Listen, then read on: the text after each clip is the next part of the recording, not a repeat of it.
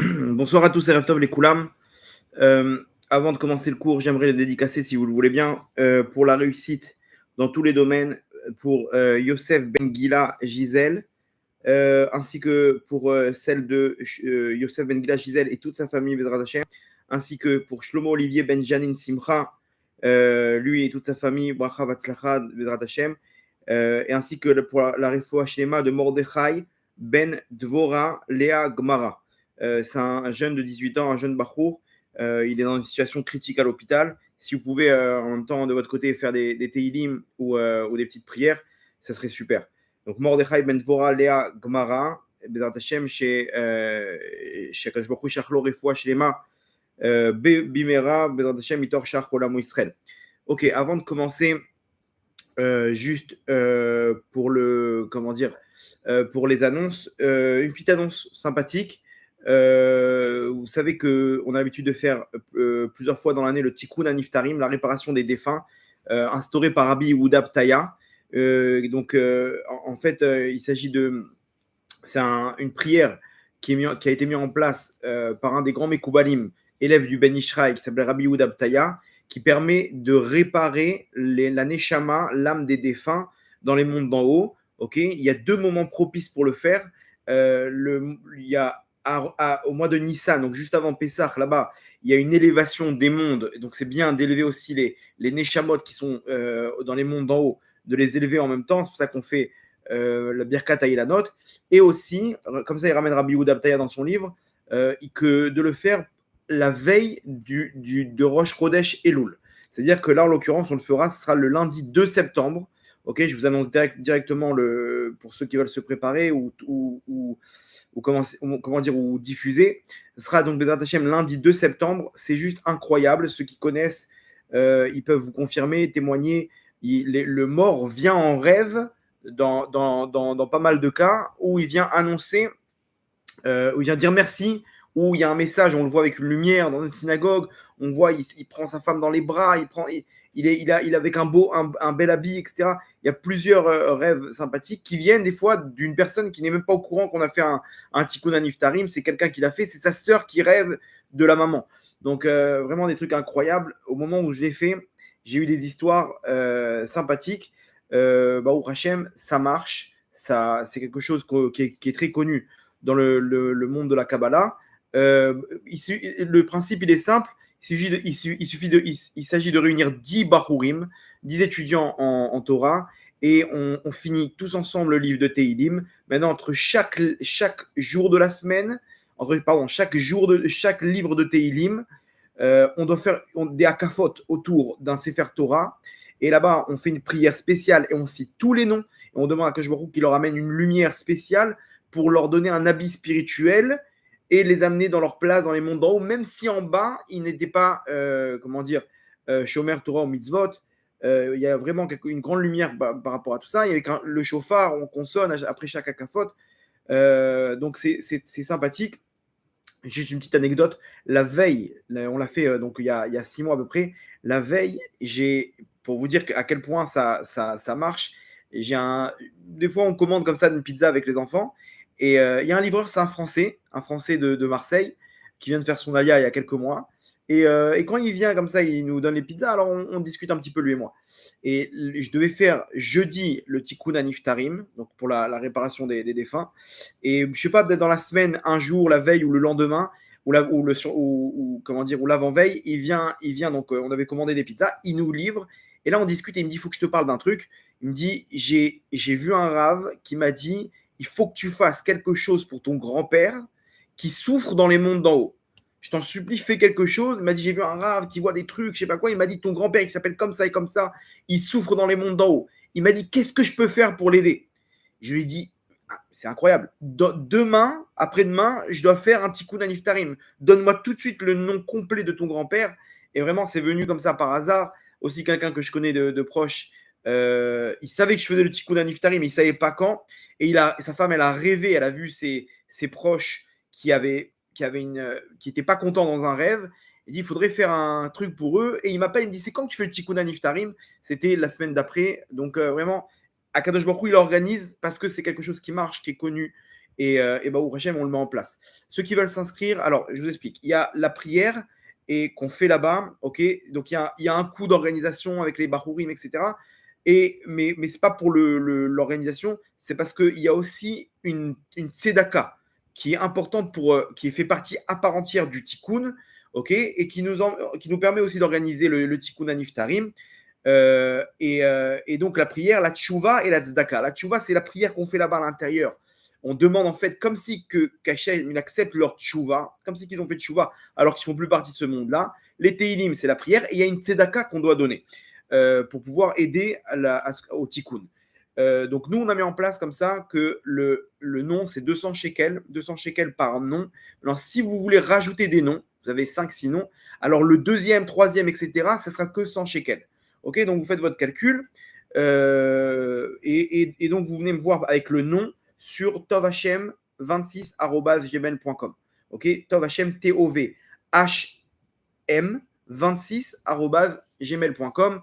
Mais Hashem, je vous ferai une petite annonce à part pour ceux qui veulent diffuser. Ok, le cours de ce soir. Une petite pause entre les cours un peu catastrophiques Gog ou Magog.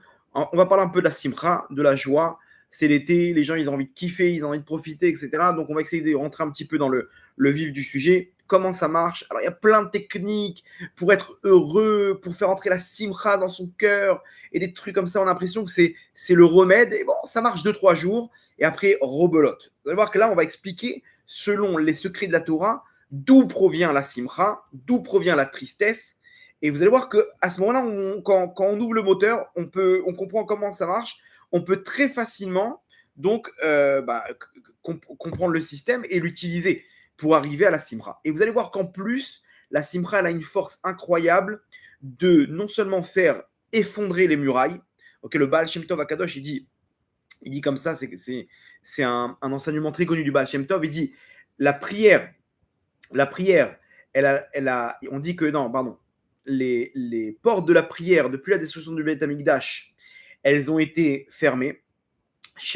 Mais Sha'arei Dimot, Dim'a Loninalu. Les portes des pleurs, elles n'ont pas été fermées. C'est-à-dire que depuis, en fait, l'image, c'est que depuis la destruction du Beth Amikdash, il y a comme une séparation entre nous et Akadosh Baruch Hu. À l'époque, au Beth Amikdash, il y avait une proximité avec Hachem. Et depuis qu'on a perdu le Beth Amikdash, le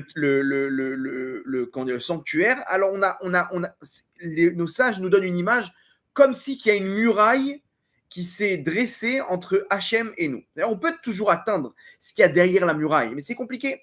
Il y a des portes, il y a des gardiens, on ne peut pas arriver à n'importe quel moment, il y a des horaires etc. On dit par contre, attention, Sha'arei Dim'a, les portes des pleurs, elles ne sont pas fermées. C'est-à-dire qu'il y a plusieurs portes, il y a la tfila, ça il y a des horaires, il y a la hitbo des doutes, il y a plein de choses. Ok, il y a une porte qui s'appelle la porte des pleurs. Si quelqu'un il arrive à pleurer en priant, ok, et le Zohar il dit en suffoquant, c'est-à-dire comme les bébés, ouais, ils suffoquent, alors là c'est sûr que sa prière elle a été acceptée. Il est passé par la porte des pleurs qui est tout le temps ouverte.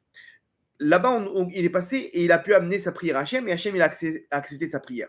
Il continue le Baal Shem Tov et il dit par contre, Bekoach Asimcha, par la force de la joie, on peut faire tomber la muraille. Rappelez-vous, hein, il y a une muraille qui s'est dressée, il y a des portes. Nous, on essaie de réfléchir comment passer par les portes.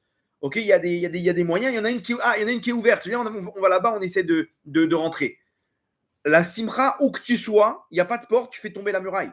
Tu fais exploser la muraille. Je me rappelle, quand j'étais à l'armée, il y avait un dicton, j'étais démineur à l'armée, combattant avec une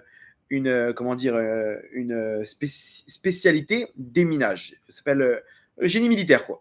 Et là-bas, on avait un dicton, c'était ce qui ne marche pas avec le cerveau marche avec la force, et ce qui ne marche pas avec la force, alors on le fait exploser. C'est le dicton qu'on avait, le truc. Et c'est pareil. Là, des fois, on essaie d'arriver à quelque chose, à une délivrance, et on essaye les kivrei tzadikim, on essaye les comment dire, la tzedaka. Il n'y a rien qui marche. Et aujourd'hui, on est dans une génération mélancolique, de dépressifs, des déprimés dans tous les sens du terme, triste, une génération triste, alors qu'il y a tout ce qu'il faut pour être heureux, a priori, selon ce que nous donne le monde. On nous dit quoi? Tu veux quoi? Tu as la meilleure des voitures, tu es marié, tu as une maison intelligente. Là, tu rentres, elle t'a déjà préparé ton bain à 36 degrés, ok, comme tu aimes. Il y a, le mec, il va en vacances, il passe 2 semaines, il a payé les yeux de la tête, il revient, premier embouteillage, il craque. Ah, attends, ça va, mais 2 secondes, qu'est-ce qui se passe? Calme-toi, les gens, ils ont tout ce qu'il faut, ils rigolent, on est parti voir qu'on a tel comique, on a rigolé, on a vu tel film, telle série, tel truc. Ok, et après, garde la simra, plus rien, pas de simra. Alors on donne des conseils selon la Torah, selon la psychologie, il y a plein de techniques. Non, vous allez voir, il y a une solution, et si on y arrive, on peut faire effondrer toutes les murailles. Ok, donc accrochez vos ceintures, on va faire un petit voyage dans la simra. Ça risque de vous servir, surtout dans cette génération juste avant, fin de Galout, juste avant la Géoula. Il y a beaucoup de problèmes, ok, mais faut pas rester derrière la muraille, Rabotai. Ce soir, on va être tous des mineurs, on va faire sauter la muraille, ok. Alors pour commencer, si vous me permettez, on va introduire avec une histoire que nous raconte la Gemara dans Ta'anit, très connue, ok, de Rabbi Yehuda ben Beroka. C'est un grand sadique qui étudiait ni plus ni moins avec Eliyahu Hanavi. Eliyahu Hanavi, le prophète, qui redescendait, donc qui est monté vivant dans les mondes d'en haut. Il redescend et des fois il enseigne, il se dévoile à certains tzadikim pour leur enseigner une Torah spéciale, ok, avec une interprétation spéciale. Et donc il étudiait avec lui et ils marchent tous les deux. Apparemment, hein, peut-être qu'il n'y avait que lui qui le voyait, ou peut-être qu'il avait une apparence, Eliyahu Hanavi, de quelqu'un. Et ils marchaient tous les deux. Donc nous, on aurait dit, bon, on n'aurait pas compris l'histoire, mais en fait, la Gemara nous raconte qu'il était avec Eliyahu Hanavi. Et à un moment, il parlait du Olam Haba, et d'un coup, il lui pose la question, et il lui dit, dis-moi, est-ce que... Il était dans la place du village, et il lui dit, dis-moi, est-ce que tu vois des gens qui ont déjà part au monde futur? Ce qu'on appelle qui sont Ben Olam Haba, Bnei Olam Haba. Ben Olam Haba, c'est-à-dire qu'il fait déjà partie, dès maintenant, du Olam Haba, du monde futur. Est-ce qu'il y a des gens qui ont déjà atteint ce niveau? C'est un niveau spirituel que dans ce monde-là, on est déjà connecté, notre Neshama, elle est connectée à la Yechida. C'est le plus haut niveau de l'âme qui se trouve dans le Gan Eden et donc qui va avoir droit au monde futur, au Olam Haba. Le Olam Haba, ce n'est pas le Gan Eden. Le Olam Haba, c'est ce qui va se passer après la Géoula, où les morts redescendent dans ce monde-là et ce monde-là devient un monde éternel qui va se spiritualiser de plus en plus, ce qu'on appelle le monde futur, le Olam Haba. Le Gan Eden, le paradis, il se passe des choses là-bas, mais c'est plus ou moins un parking d'âmes, de Neshamot. Il y en a qui ne vont pas redescendre, qui vont rester à l'éternité au Gan Eden. Et il y en a qui vont redescendre. Il y en a dès maintenant dans ce monde-là, ils sont déjà à ce niveau de Ben Olam Haba. Et Eliyahu Hanavi, il scanne toutes les personnes qui se trouvaient là-bas. Il y avait une foule, imaginez-vous. Et il lui dit, personne. Comment ça, personne? Il voyait, il y avait des tzadikim. On ne parle pas qu'il était dans un endroit, dans un pub. Il lui dit, est-ce qu'il y en a qui sont Bnei Olam Haba dans tout ça? C'est sûr que si les mecs qui sont en train de danser sur des bars, etc., il n'y a pas de comment dire, ça commence même pas de penser qu'il y en a un qui a déjà part au monde futur alors qu'ils sont en train de faire des avérotes. On parle qu'il y avait face à eux un public de gens plus ou moins sérieux. Et là-bas, il lui dit, personne. Ouais, attends, il y a des rabbinim, il y a des rachés chivot. Non, personne. Et ils continuent à marcher tous les deux, jusqu'à qu'ils voient deux clowns comme ça, qui sont en train de faire de la musique. Un mec qui était par terre, qui était triste, et qui le prennent, et qui commencent à danser avec lui, et à chanter. Et il y en a, il est avec le violon, tac, tac, tac, et comme ça. Et il commence à leur parler. T'inquiète pas, Hachem, il va pas t'abandonner. Sois fort, mon tzaddik, ne perds pas ta émouna. Et le mec commence à retrouver le sourire. Et Eliyahu Hanavi, il dit, stop. Tu vois, ces deux-là, ils ont déjà part au monde futur. Leur Neshama, elle est déjà connectée là-bas, ils sont arrivés déjà au monde futur. C'est-à-dire qu'ils ont un niveau de Neshama extrêmement grand. Ils ont déjà atteint la Yechida. Yechida, c'est Harir, Atik. C'est hyper haut dans les mondes d'en haut. Il dit, attends. Les deux clowns là, je les connais. C'est des mecs, ils sont tout le temps ensemble. C'est l'équipe, le duo de choc. Mais bon, sont pas, c'est pas, je sais pas s'ils ont déjà terminé la Torah. C'est des, attention, t'as mis des Chachamim, plein des Mouna, ils font des Chizukim, ils aiment bien comme ça. Mais bon, on les voit plus à Pourim qu'autre chose, quoi. Regarde, le chapeau qu'ils ont, l'autre, il a mis une perruque là-bas. Et tu vois bien que c'est. Et Léonavi, il dit fais-moi confiance, et les deux, ils ont pas au monde futur. Tout de suite, il court, il va les attraper, il attend qu'ils finissent leur truc. L'autre, il est reparti avec la Simra, vraiment, ils l'ont fait kiffer. Il les attrape et leur dit dites-moi c'est quoi votre secret. Dites-moi c'est quoi votre secret.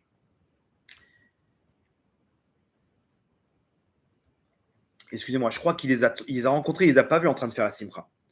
Mais là, j'ai eu un petit oubli dans l'histoire. Il a rencontré les deux personnes, il a dit ces deux personnes-là, on aurait cru anodin, eux, ils ont pas au monde futur.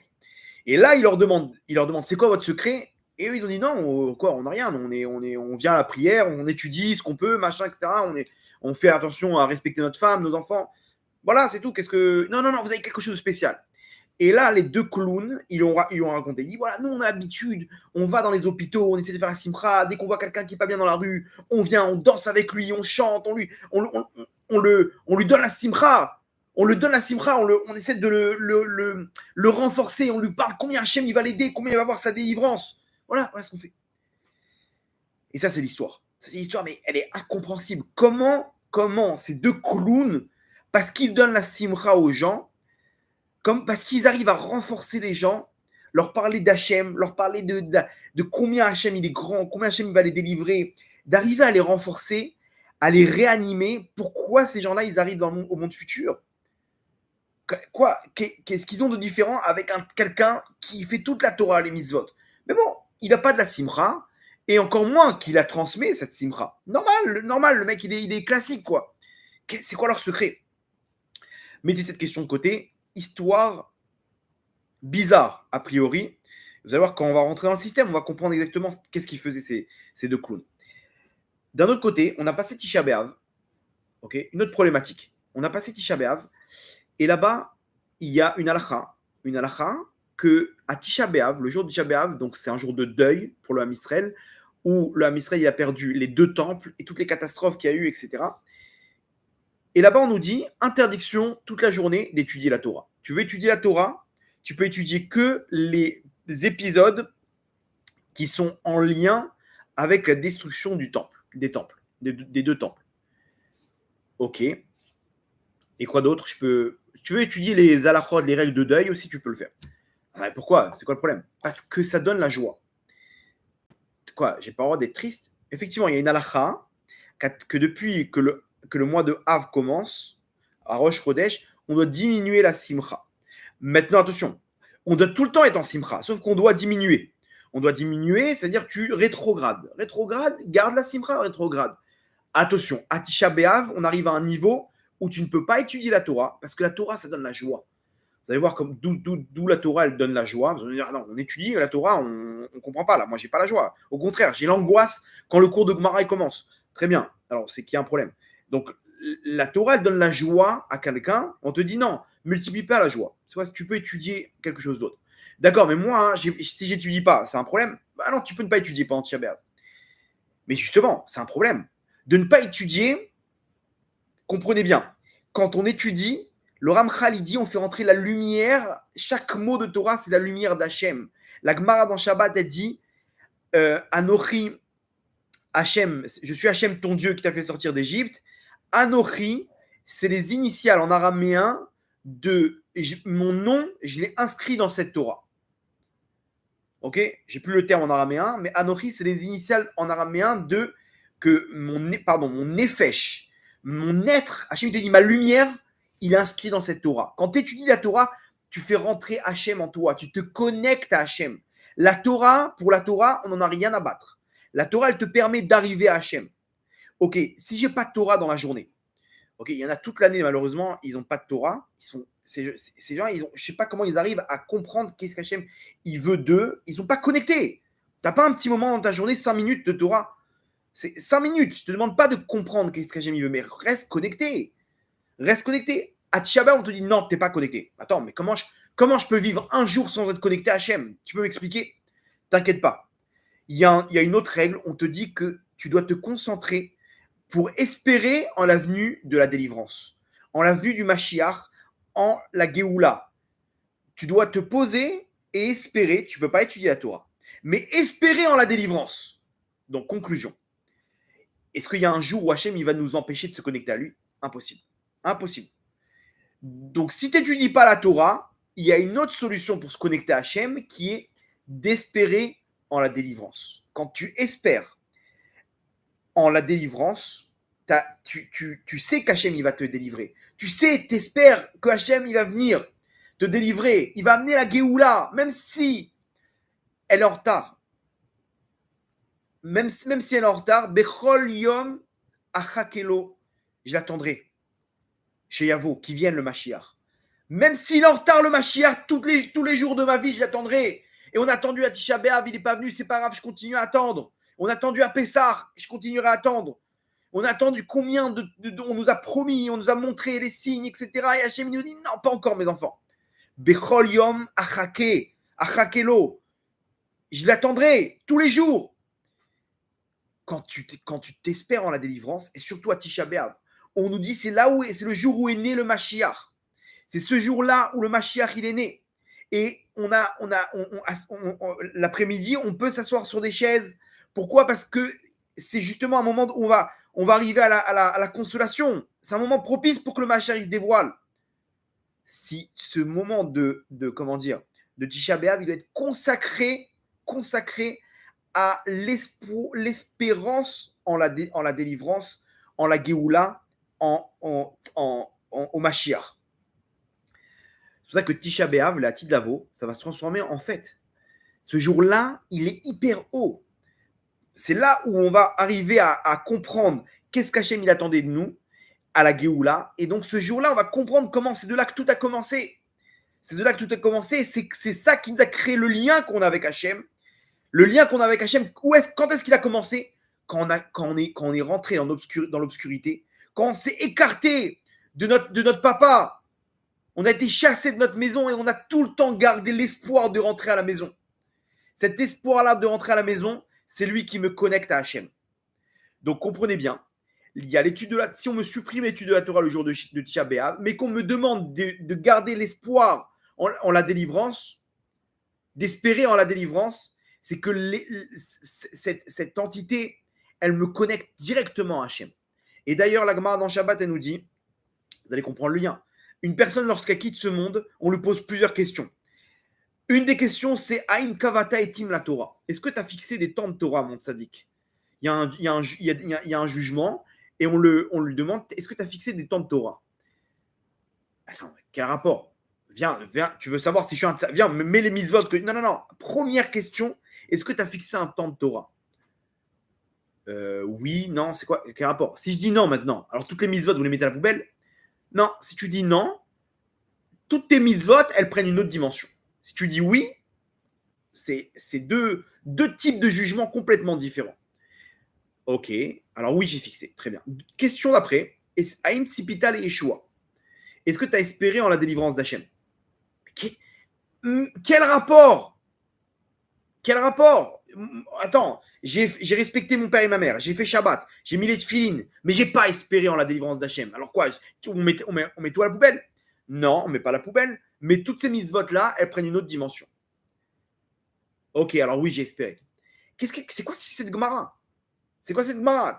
On te pose la question, est-ce que tu as fixé un temps de Torah? Est-ce que tu as un Tsipital et Yeshua? Est-ce que tu as espéré en la délivrance d'Hachem?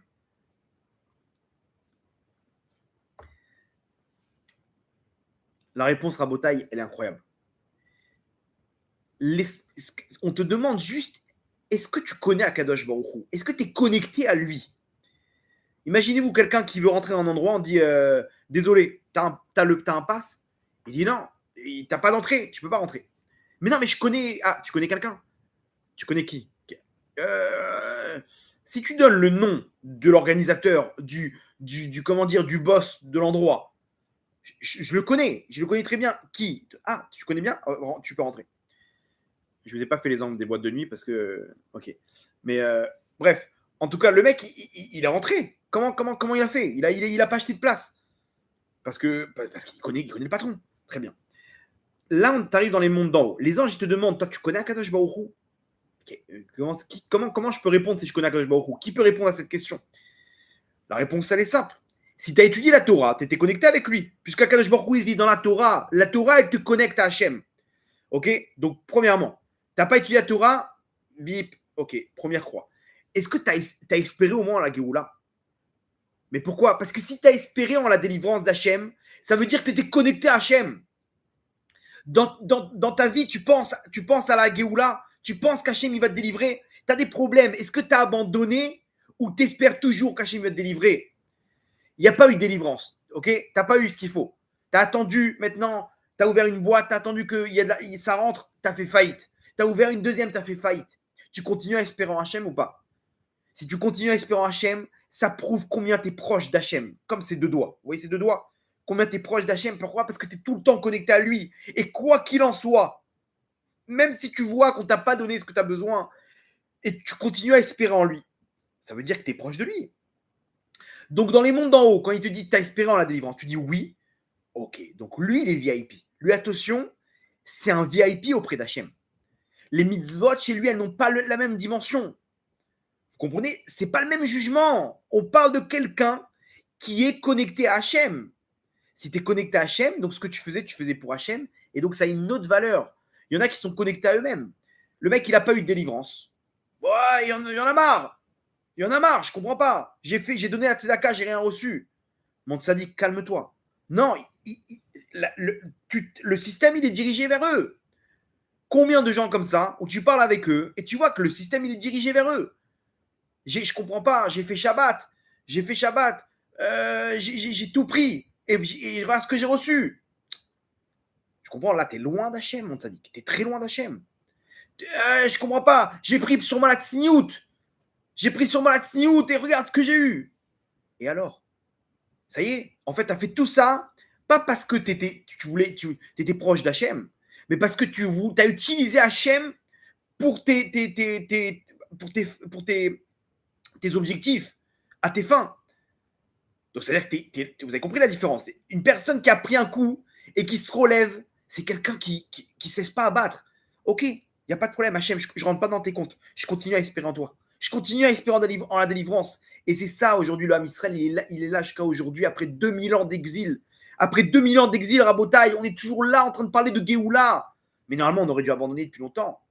Combien on est proche d'Hachem, Rabotaï, regardez comment chaque chose, petite étincelle dans le monde, Mashiach, Kol HaKavod. Hachem, il entend ça, il y a des gens qui l'attendent, il y a des gens qui attendent son règne sur terre.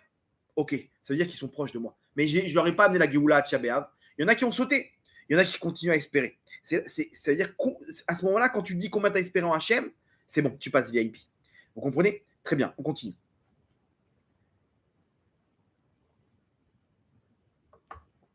En même temps, c'est logique. Regardez, quand quelqu'un il espère en quelque chose, en quelqu'un, c'est-à-dire qu'il est proche de cette personne. Quand moi, j'attends avec impatience les Jeux Olympiques ou Roland Garros, c'est-à-dire que je suis un sportif, ok? Moi, j'adore. Si tu attends avec impatience, tu vois, le mec, il est là, il est comme un fou, il a préparé la casquette. Ça commence dans 2 heures, là. Il est déjà devant son écran, le mec. Il est métsapé. Il attend les pop-corn, vite. Il manque des bières. Chérie, calme-toi, c'est bon, t'as le temps. En plus, il y a la cérémonie, il y a les machins, c'est bon, 2 secondes. Ils vont mettre la flamme, ça va prendre. Non, le mec, il est comme un fou. Ou sinon, t'attends des invités. Si c'est quelqu'un que t'aimes pas, tu vas repousser tout le temps. Tu vas souffler. Quand c'est quelqu'un, le moindre bruit, ça toque à la porte, tout le monde court. Tu ouvres la porte, le facteur. Vous avez reçu un colis.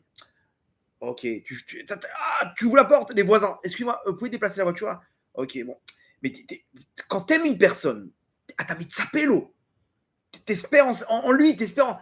Et quand t'espères en la délivrance d'une personne, ça veut dire que tu lui mets tous les pouvoirs entre ses mains. C'est que t'es arrivé à un niveau d'émouna où il n'y a pas Hachem, je t'abandonnerai jamais. C'est un niveau de proximité incroyable, d'amour pour une personne. Tu sais, mon papa, il va venir me chercher. Mais arrête, toi, quel rapport? Non, je connais mon papa. Un enfant, vous l'envoyez n'importe où. Il sait, ses parents, ils vont venir le chercher. Pourquoi? Parce qu'il les aime, il sait très bien qu'eux aussi, ils l'aiment. Ani metzapelo. Quand tu es proche d'Hachem, ata metzapelo. Ok.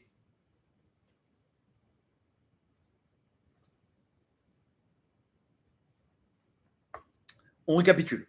Vous allez voir, on va construire par rapport à l'histoire du début aussi. Donc, on a expliqué comme ça que quand quelqu'un il espère en quelque chose, en une chose, il est relié à cette chose-là. Quand tu espères en la délivrance d'Hachem, tu es relié directement à Hachem. Tu arrives à un niveau de proximité où tu sais qu'Hachem, il va te libérer. Tu sais qu'Hachem, donc, il t'accompagne. Il t'accompagne. Très bien. C'est pour ça, d'ailleurs, que c'est au-dessus de la Torah. À Tisha B'Av, tu ne peux pas étudier la Torah. Alors, je fais quoi pour me connecter avec Hachem? T'espères en sa délivrance. Tu dois te connecter à cette notion de Tzipital et Yeshua. Tzipital et Yeshua, que ce soit ta délivrance perso ou ta délivrance ou la délivrance du Ham Israël, la Géoula. Non, tu as envie d'être délivré, c'est que tu as aussi un intérêt. Okay, on n'est pas arrivé à ce niveau de complètement 100% les Shem Shamaim. Tu as quand même un intérêt. Mais où est-ce qu'on juge quand tu n'as pas reçu ce que tu attendais et que tu continues à espérer? Maintenant, on a raconté l'histoire des deux clowns. Les deux clowns, eux, ils arrivaient à donner la simcha autour d'eux. Et c'est pour ça qu'ils sont arrivés à ce niveau de Olam Haba, de part dans le monde futur. Alors maintenant, vous allez comprendre, on va relier les deux morceaux. Et après, on va essayer d'expliquer l'histoire. C'est quoi la simcha? La simcha, la joie. La joie, quand on essaie d'expliquer à une personne, je dis, quand est-ce que tu ressens de la joie? Il dit, moi, quand j'attendais quelque chose avec impatience et que je l'ai reçu, ok, par exemple, j'attendais enfin de pouvoir partir en vacances, donc il y a l'excitation. Tu arrives en vacances et tu es bien, tu sens, en fait, la simcha, c'est la conséquence d'un sentiment de plénitude. Tu as rempli quelque chose à l'intérieur de toi. Tu attendais la nouvelle PlayStation. Je me rappelle à l'époque, les mecs qui sont partis aux Champs-Élysées pour la PlayStation 2. Je sais pas, ils sont arrivés à laquelle aujourd'hui. Ils ont fait la queue, ils sont battus, ils se sont écrasés. Ah, il a réussi à acheter. Attends, elle sort la semaine prochaine. Non, ce sentiment de plénitude, de l'avoir avant tout le monde, de pouvoir jouer. Vous comprenez? Les gens, ils attendent des voitures, la nouvelle Tesla, la nouvelle truc, le mariage de trucs. On est content. Et vous allez voir qu'une personne, elle vit sur ces moments-là. Il y a des moments, c'est-à-dire la vie d'une personne, elle est noire, mais il y a des moments de lumière. Et une personne, elle vit d'un événement à l'autre. Waouh, il y a le mariage de trucs, on va kiffer, on va truc, toute la semaine, on sera là. Ok. Après, il y a les Jeux Olympiques, waouh, on va kiffer. Après, il y a le mondial. Après, il y a le mariage, la bar mitzvah, il y a mamie qui arrive du Maroc. Tout le temps, il y a des événements, ok, où on est tout le temps connecté à tout ça. Entre ces événements, l'angoisse, la grisaille de Paris, on retourne dans les embouteillages, et voilà. C'est pas une vie. C'est pas une vie. On peut pas vivre comme ça. Et en plus, c'est quoi le truc? C'est que ta voiture, au bout de 3 mois, t'en as marre. Donc, je comprends pas. Il y a que l'argent qui fait le bonheur. Et encore, même quand on a tout, le mec, il a besoin d'extasie et de trucs à fumer pour pouvoir être heureux. Il y a tout le temps, on cherche tout le temps. En fait, c'est un cercle vicieux. Parce qu'on a rempli quelque chose, mais on a débloqué un potentiel de remplissage encore plus grand. Et regardez les stars de cinéma, les gens qui sont riches, ils terminent avec la coke. Parce qu'il n'y a plus rien qui peut leur donner qui peut les remplir. Et à la fin, ils ont compris qu'il n'y a rien au monde qui peut les remplir. Terminé. Je peux plus vivre. Il n'y a rien. Les femmes, l'alcool, les fêtes, les yachts. Il a tout fait, mec. Il a tout fait. T'es pas content. Regarde, tu vas dans la rue. Tu marches dans la rue. Ok, tout le monde te demande des autographes, des photos. Regardez Michael Jackson, le mec qui marchait avec des stéroïdes, des machins, des calmants. T'es ouf. T'es ouf. Qu'est-ce qui t'arrive? Le mec, il est déprimé. Il avait besoin de faire un parc d'attractions dans sa maison, de jouer avec des gosses, de retrouver son enfance. Parce qu'il n'y a qu'un enfant qui est heureux. Il n'a pas de problème. Il n'a pas de déprime. Vous connaissez un enfant qui est déprimé? Pourquoi? Parce qu'il est tout le temps saméar. Le Zohar, il dit d'ailleurs, vous voulez avoir de la simra, vous prenez un bébé. Le bébé, il a tout le temps de la joie et il communique la joie. Pourquoi il est heureux, un bébé? Parce qu'il n'y a pas de problème, il ne pense même pas au truc. Il est tout le temps plein, il n'a même pas de date pour savoir qu'il y a quelque chose à remplir. Donc il est tout le temps heureux. Ok. Donc lui, il était tout le temps là-bas, tout le temps avec ses médicaments, et à la fin, il s'est lâché. Attends, mais t'as tout pour toi, t'as tout. Tu fais un moonwalk là maintenant là, dans la rue, t'as réuni tout Los Angeles autour de toi. Pourquoi? Qu'est-ce qui t'arrive? Rien. Il rentre dans les magasins là-bas, il achetait des vases à 50 000 $. Il s'ennuie, le mec. Il s'ennuie. À la fin, regardez où ça termine. Donc, ça, c'est la simcha, c'est quoi? C'est un sentiment de plénitude. Un sentiment de plénitude. Il n'y a rien au monde qui peut te donner une plénitude que Akadosh Baruch Hu. Il n'y a rien au monde qui peut t'apporter ça à part Akadosh Baruch Hu. Il n'y a que Akadosh Baruch Hu, ce sentiment où Akadosh Baruch Hu, il t'accompagne et que tout ce qui t'arrive, c'est entre de bonnes mains, c'est entre les mains d'Hachem et qu'il n'y a rien au hasard. On est dans un monde où il n'y a rien au hasard. Et celui qui dirige ta vie, c'est le roi des rois qui est ton papa. Quand tu as ce sentiment-là, tu arrives à une joie extrême. Le problème, c'est qu'on n'y arrive pas. Il y a des moments où on a des baisses dans la Emouna, des baisses dans la bitachon, dans la confiance qu'on a en Hachem. La simcha, la vraie simcha, c'est quand tu as compris, ok, tu es arrivé à un menouchat, à nefesh, à une sérénité telle qu'il n'y a plus rien, il n'y a plus de haut et de bas dans la vie. Tu sais que quand il y a un haut, c'est Hachem. David Amelech, il a appris qu'il était roi d'Israël. Il avait les mêmes battements dans son cœur. Pourquoi? Parce que dans la douleur, il a appris que tout vient d'Hachem. Donc le bon comme le mal, il est tout le temps heureux. Il est tout le temps bien. Il est tout le temps dans les bras d'Hachem. Kegamoul aleimo, kegamoul alay nafshi, comme un enfant qui est dans les bras de sa mère. Maintenant, sa mère, elle est à l'aéroport, elle est chez le dentiste. Pour lui, il est tout le temps dans les bras de sa mère. Il n'y a pas de différence. Que tu annonces que c'est un mamzer ou le roi d'Israël, c'est pareil pour David Amelech. Il n'y a pas un battement de cœur en plus quand on lui a annoncé t'es le roi d'Israël. Pourquoi? Parce qu'il est, peu importe, je suis avec toi, Hachem.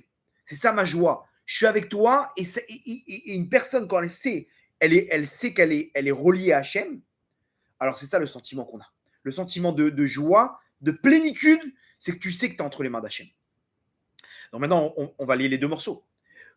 Pourquoi?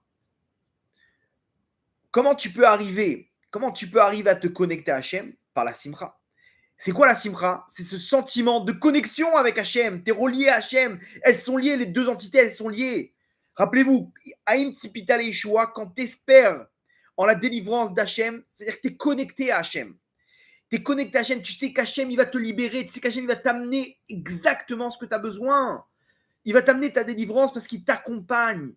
Donc, quand tu es connecté à Hachem, tu es saméar, tu es heureux, tu as ce sentiment de plénitude. Mais attention, c'est une plénitude dans la neshama qui est constante et qui se dissout à aucun moment. Ça, c'est la vraie simra qu'on attend d'une personne. Tu veux arriver à cette simra qui va faire tomber les murailles? Connecte-toi à Hachem. Connecte-toi à Hachem, comment? Par ce sentiment d'espérance en Hachem. Hachem, tu m'accompagnes. Je sais que tu vas me libérer. Je sais que à Kol et Tova, que demain il y aura des jours meilleurs et j'abandonne pas. Ani botar becha, ani ma'amin becha Hachem. Quand tu es plein d'Emouna et de bitachon Hachem, tu es connecté à lui. Le futur, tu sais qu'il sera le meilleur possible. Maintenant, on va ouvrir le capot. Si vous me permettez, on va ouvrir le moteur et on va comprendre, selon les secrets de la Torah, comment ça marche la Simra. Vous allez voir. Vous allez me dire, attends, mais 2 secondes, c'est gentil. Des fois, là, voilà, on finit un cours de Torah, on est plein de Simra, on est plein de joie parce qu'on s'est connecté à Hachem par la Emouna, on s'est renforcé. Mais demain, je sais très bien comment ça va se passer. Demain, ma femme, au quart de tour, elle va me remettre en l'air. Elle va me reconstruire la muraille. Donc, je fais quoi maintenant? T'inquiète pas. Je vais t'expliquer, on va expliquer maintenant comment ça marche selon les secrets de la Torah. Vous allez comprendre. En fait, ce sentiment de plénitude qu'on ressent, c'est un sentiment de plénitude spirituelle. Il faut savoir que toute chose qu'il y a dans ce monde sont en fait un objectif pour ramener les étincelles qui sont tombées dans les mondes inférieurs. J'avais expliqué ça, je ne vais pas trop rentrer dans les détails, mais en fait, à la création du monde, Hachem, il a fait un défaut de fabrication, où en fait, la lumière, elle était trop forte par rapport aux réceptacles, et les réceptacles, ils ont explosé, ok, et donc les débris, ok, ils sont tombés dans les mondes inférieurs. Et c'est pour ça que Adam Arishon, il a fauté. Lui aussi, il a mis trop de lumière au moment. C'était pas le bon moment, quoi. Il a voulu directement manger le fruit interdit, qui était en fait, il voulait rentrer une lumière dans sa neshama, mais c'était pas le moment. Il aurait dû attendre Shabbat pour le faire. Et donc, sa neshama, les étincelles de sa neshama, elles sont tombées dans les mondes inférieurs. L'objectif d'un juif, sur le plan kabbalistique, c'est de récupérer ces étincelles, de les récupérer dans les mondes inférieurs, ces étincelles. Donc, ça va se matérialiser par une épreuve. On est venu dans ce monde-là, et l'existence même d'un juif dans ce monde, c'est, elle récupère les étincelles. Où tu travailles, ta femme, tes enfants, là où tu habites, le pays où tu habites, la communauté dans laquelle tu te trouves, tous ces éléments, elles vont automatiquement ramener tes étincelles. Après, ça dépend si tu choisis le bien ou le mal, dans les mitzvot qu'Hachem nous a transmis. Et là-bas, on récupère plus facilement les étincelles ou on revient dans ce monde les récupérer. On peut revenir plusieurs fois pour les récupérer et faire ce qu'on appelle notre rôle sur Terre. Ouais, je vous ai fait un petit résumé. La simcha, c'est quand tu as récupéré une étincelle et tu l'as remis à sa place. Une étincelle spirituelle, c'est-à-dire une lumière, tu l'as remis dans ta neshama. Okay, toi, ta neshama, elle est reliée à la lumière générale d'Hachem. Toi, tu as un rôle de récupérer X étincelles dans les forces inférieures qu'on appelle les forces du mal, plus ou moins c'est des obstacles en fait, c'est des épreuves de la vie de tous les jours. Lorsque tu réalises, tu arrives à surmonter une épreuve ou que tu arrives à faire quelque chose des fois qu'on ne sait même pas, alors tu as ramené une étincelle dans ta neshama. Et donc tu as comblé un manque. Cette étincelle, elle était manquante. Tu arrives à un sentiment de plénitude et donc à un sentiment de joie. Vous connaissez ces moments, d'un coup on ressent une joie naturelle ou l'inverse, d'un coup on a le seum, l'angoisse. Je sais pas ce que j'ai, on est nerveux. Ok? Pourquoi? Parce que les étincelles, elles sont dans les forces du mal. Elles sont tombées, quand les étincelles elles tombent dans les forces du mal, alors ça peut peut-être pas être mes étincelles à moi, ça peut être des étincelles de mon Shoresh Neshama. Vous savez, il y a des groupes de Neshama qui ont la même racine. Elles ont la même source dans les mondes d'en haut. Il y en a un maintenant, un Mzrob là-bas, il a attrapé une Goya à Paris et il a fait des avérotes. Il a fait tomber des étincelles qui nous sont communes, ces étincelles. Donc d'un coup, tout le Shoresh Neshama, tous ceux qui font partie de cette famille de Neshama, elles ressentent une angoisse. Pourquoi? Parce qu'il y a un manque. Il y a un manque, il y a des étincelles qui sont tombées. Et les forces du mal, elles attrapent ces étincelles dans les mondes d'en bas. Et donc, il y a une angoisse, il y a une colère qui nous prend d'un coup. Le mec, il est nerveux. Mais qu'est-ce qui t'arrive, mon chéri? Je sais pas ce qui m'arrive là, je suis nerveux. Non. Selon les secrets de la Torah, il y a des étincelles qui ont sauté. Pourquoi avant-hier, tu as eu la même situation, tu t'es pas énervé, et là, tu es parti au quart de tour. C'est pas pour rien. Et des fois, il y en a un de l'autre côté du monde, il a fait une mitzvah en cachette. Il a commencé à danser dans les épreuves. Il a ramené une simcha. Il a ramené une tonne d'étincelles dans sa neshama. Tout le Shoresh Neshama, elle va ressentir le lendemain matin une joie énorme. Vous connaissez ça, on se lève, on ne sait pas ce qui nous arrive, on se sent bien. C'est des influences spirituelles du bien ou du mal. Ça dépend de quoi. Maintenant, vous savez, des étincelles qui ont sauté. Alors maintenant, ça peut être aussi de mes étincelles à moi. Le mec, il a fait une avéra. Il a regardé des films Leicester sur son téléphone, des filles, il s'est rincé les yeux, le mec. 3 jours plus tard, il ressent une angoisse, il n'est pas bien, il est triste. Il a fait Zera Levatala. Zera Levatala, c'est semence en vin. Il a pris des étincelles de sa neshama et il les a mis en vin. Donc, elles sont tombées, ces étincelles. Et ces gens-là, les gens qui sont tombés dans cette faute de semence en vin, c'est les gens qui sont les plus tristes au monde. Vous avez remarqué les éléments pour voir si une personne, ces étincelles, elles sont prisonnières dans les forces du mal. C'est quelqu'un qui va être triste. C'est quelqu'un qui va être en colère. Pourquoi? Parce il a plus d'étincelles, le mec. Il a plus d'étincelles. Les forces du mal, elles ont pris le contrôle de sa neshama. Il est complètement pris sur le contrôle et les forces du mal, elles vont lui attraper ses étincelles et elles vont le contrôler. Il va sentir tout le temps une angoisse. Une angoisse, c'est ce qu'il explique le Malbim sur Shaoul. Il avait un mal-être parce qu'il a perdu son étincelle de royauté qu'il avait.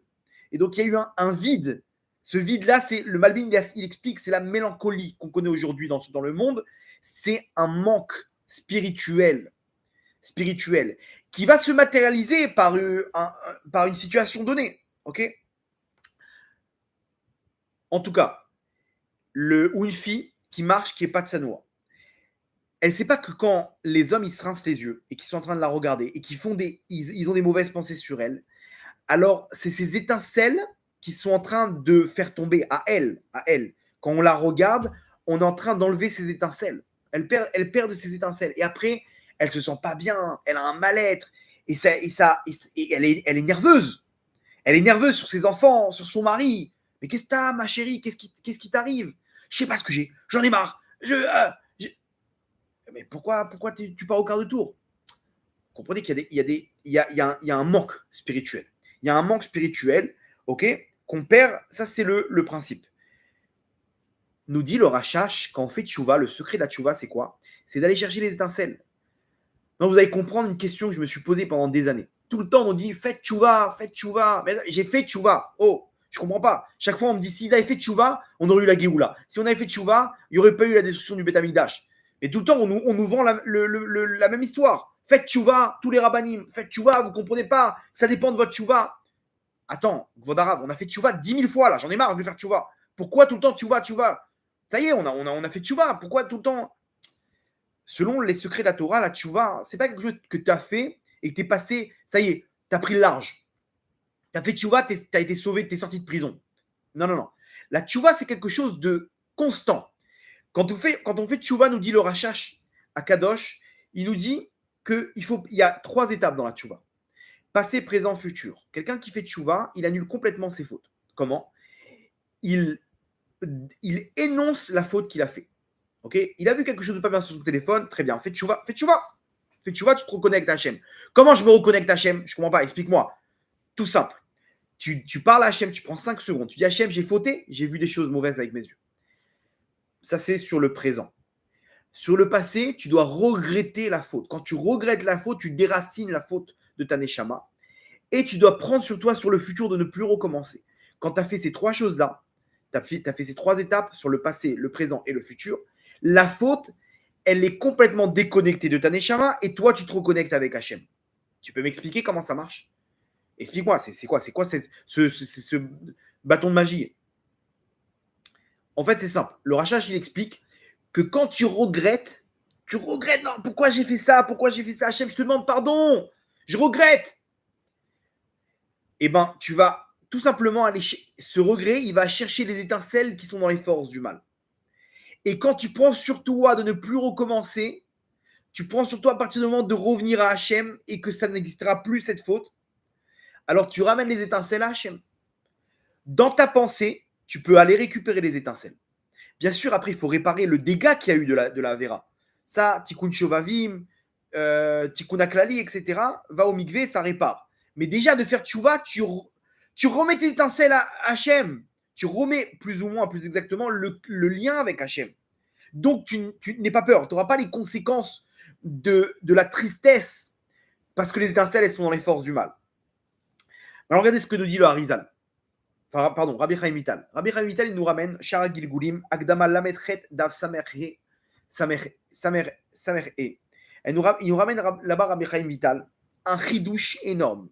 Ce chidouche-là, je l'ai lu 10 000 fois et ça me donne une joie de voir comment ça, c'est exactement ce qu'on a expliqué jusqu'à maintenant. Il nous dit, Rabbi Chaim Vital, celui qui l'élève du Harizal, qui nous a transmis tous les secrets de la Torah de son maître, le Harizal. Une neshama hors norme, une gdusha extrême.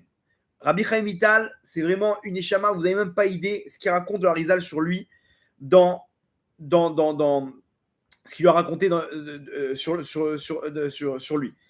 Et là-bas, il nous ramène dans Shara Gilgulim tout ce qu'on lui a transmis sur sa neshama. Shoresh Kain, des trucs Gilgul de Rabbi Akiva, des trucs énormes. Mais il explique là-bas où est-ce qu'elle vient, sa neshama. Là-bas, le Da'at de Chassadim des Da'at, c'est énorme. Vous n'avez même pas idée dans la Tzilut ce qu'il représente. Et il nous dit comme ça, Rabbi Chaim Vital, il nous dit comme ça, Narzor Lenyaneno, qu'il yot zotapa marishona shiatsatim naklipot. Il explique que sa neshama, c'est une neshama qui est nouvelle. Il y a des nouvelles neshamot qui sont sorties des forces du mal, qui était donc la faute d'Adam Arishon elles sont tombées dans les forces du mal. Et pour la première fois, elles sont venues dans ce monde. Et il dit, du fait que c'est la première fois que ma neshama, elle est venue dans ce monde-là, ok, en tant que homme, et donc il n'a pas eu le temps encore de nettoyer les forces du mal qui sont imprégnées dans sa neshama, parce qu'il était baigné jusqu'à maintenant. Ça fait des millénaires que sa neshama, elle était dans les forces du mal, imprégnée là-bas. La reine, c'est pour ça, nous dit Rabbi Chaim Vital, Yeshli Torah, j'ai une difficulté énorme, Leachnia et Yitzri, de faire, comment dire, de surmonter mon mauvais penchant. Vezo isibat azvut sheyesh belibi tamid. Et c'est la raison de la tristesse que j'ai dans mon cœur tout le temps. Rabbi Chaim Vital, il nous donne un chidouche, il dit, sachez que dans mon cœur, j'ai tout le temps une tristesse constante. Constante. Quoi? Toi, Gvodarav? Maintenant, il étudie la Torah, il a la Imuna au Bitachon. Mais lui, c'est une autre raison. C'est qu'en fait, sa Neshama, elle vient de sortir des forces du mal, donc il a beaucoup de mal à vaincre les forces du mal qui sont en lui, parce que c'est la première fois qu'il vient c'est la première fois qu'il se combat à eux.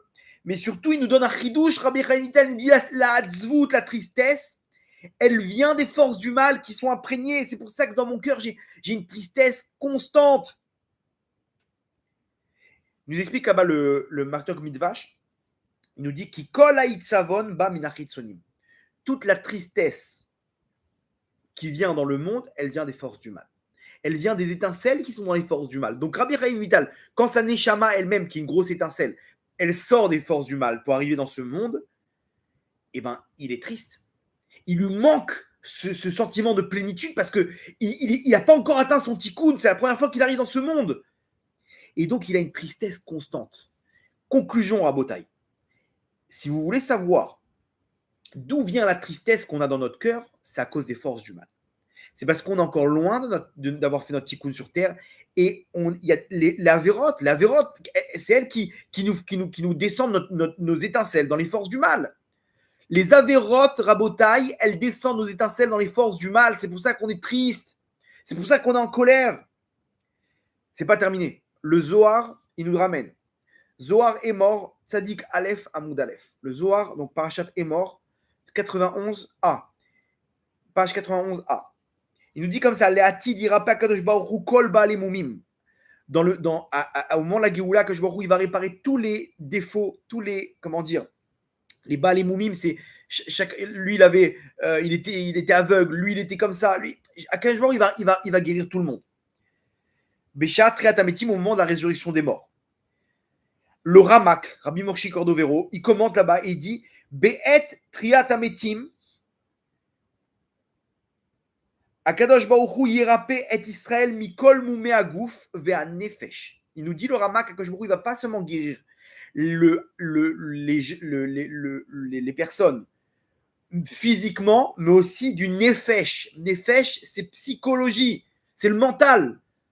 Combien, Rabotai, combien de gens dépressifs, combien le Prozac, c'est la pilule la plus consommée aux États-Unis. C'est un calmant, Rabotai, un calmant. Le cannabis, tout le monde connaît de près ou de loin. Médical ou pas médical, c'est tout le monde. Comment ça marche? Je ne comprends pas. Les gens, ils ne peuvent pas vivre.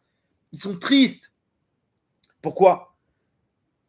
Nous dit le Ramak qui a lié achataim à cause des fautes, nifgema nefesh. La neshama, elle est endommagée. Pourquoi? Parce que les étincelles, elles tombent. Tu as perdu une vis là. Tu as perdu dans ton moteur. Il manque une vis. Elle est où cette vis? Je sais pas, j'ai entendu un boom là-bas. J'ai entendu des bruits de fer. Mais non, mais c'est normal que ça marche pas ta voiture. Qui a lié à Chataïm à cause des fautes, Nifgema à Nefesh ou Betriat Ametim et à la résurrection des morts. Yetu Arukol Aneshamot, Kulam, Vekol Agufim, Kulam. Donc à ce moment-là, on arrive à la délivrance finale, au moment de Triat Ametim, et donc tout le monde va être guéri. Et la Neshama elle-même, elle va retrouver toutes ses étincelles. Et c'est ça la délivrance. La délivrance, Rabotai, c'est quand tu retrouves toutes tes étincelles. Toutes tes étincelles. Donc, la simcha, c'est le sentiment de plénitude spirituelle qu'on a dans notre neshama. Comment y arriver? Tout simplement quand tu fais tchouva, quand tu te rapproches d'Hachem, quand tu étudies la Torah. Pourquoi on a dit à la bas Tisha B'Av, tu n'as pas le droit d'étudier la Torah? Parce que la Torah, c'est un aimant qui te ramène les étincelles. La tfila, quand tu pries Hachem, tu ramènes tes étincelles. Et la simcha. La simcha, elle te ramène tes étincelles. Pourquoi? Parce que tu te connectes avec Hachem. Tu te connectes à ce sentiment de plénitude où Akash Baruch Hu, il t'accompagne et il est là, il t'aide et il te suit où que t'ailles. Donc tu te sens plein. Ce sentiment de plénitude, vous savez d'où il vient? C'est parce que là, tu t'es connecté à Hachem en espérant à sa délivrance. Et quand tu te connectes à Hachem, tu ramènes tes étincelles.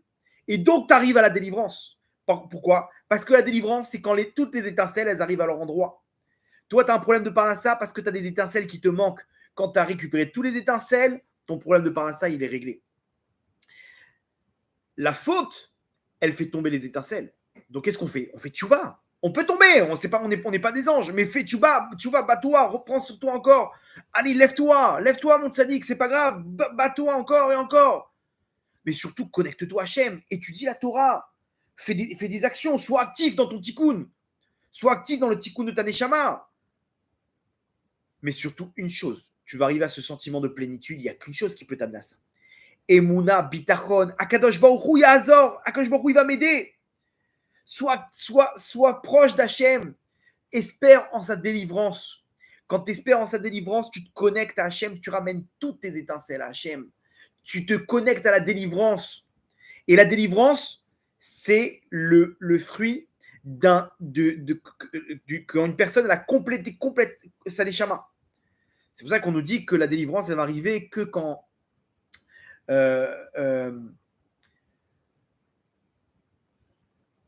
En ben David ba achir l'école à neshamot chez la gouf. Jusqu'à que tous les neshamot, c'est les étincelles du gouf, il y a un endroit dans les mondes d'en haut qui s'appelle gouf, tous, elles vont être complètement sorties de là-bas. Ok, à ce moment-là va venir la délivrance. Ben David, on a aussi notre délivrance individuelle. Cette délivrance individuelle, elle vient quand tu as récupéré toutes tes étincelles. Pour ça, entre parenthèses, je vous conseille, Rabotai, de faire le Tikkun HaShovavim ou de partir à Ouman. Rabbi Nachman, c'est un pro pour amener les étincelles à une neshama. Là-bas, à Ouman, il y a tous les éléments réunis pour que Rabbi Nachman il te ramène les étincelles. Ces étincelles, elles tombent à Ouman. Ouman, là-bas, il dit Rabbi Nachman, c'est sauf à Galout. Sauf à Galout, là où il y a toutes les étincelles qu'on a perdues, elles tombent là-bas. Quand tu vas là-bas, tu les récupères. Comment? Parce que Rabbi Nachman, lui, te fait l'intermédiaire. Les gens, ils reviennent avec une lumière énorme. Une lumière énorme. Ceux qui sont tristes, ils reviennent d'Ouman heureux. Comment c'est possible? Ils ont récupéré leurs étincelles, Rabotai. Ils ont récupéré leurs étincelles. On peut voir ça aussi sur le plan médical. Quand quelqu'un il fait du sport, il est actif, son cerveau il sécrète une hormone, je ne sais plus comment ça s'appelle, sérotonine, un truc du genre, une hormone qu'on appelle l'hormone de la joie. Quelqu'un qui fait du sport, il se sent bien. Il a couru, c'est normal, il aurait dû être déprimé le mec, il aurait dû dire ah, il en a marre. Il s'arrête, il a un sentiment de plénitude. Pourquoi Hachem il a fait ce système? Pour t'expliquer que quand tu es actif aussi au niveau spirituel par rapport au tikkun de ta neshama, tu arrives à cette simcha. Pourquoi? Parce que tu as une plénitude spirituelle. Et quand tu es actif avec ton corps, alors ton cerveau il sécrète une hormone qui s'appelle l'hormone de la joie. L'hormone de la joie, pourquoi? Parce qu'elle te donne un sentiment de plénitude. Et regardez ces sportifs-là, ils sont tout le temps bien.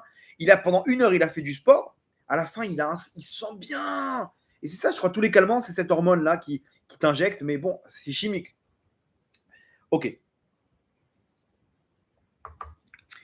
Et inversement, la tristesse, elle vient quand les étincelles, elles sont dans les forces du mal, ce sentiment de vide qu'il y a spirituellement parlant dans ma neshama.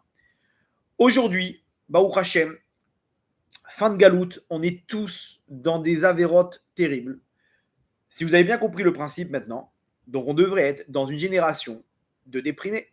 Et effectivement, c'est le cas. Attends, mais je comprends pas, t'as tout ce qu'il faut. À l'époque, ils étaient droits. À l'époque, ils avaient des valeurs. Personne ne trompait sa femme.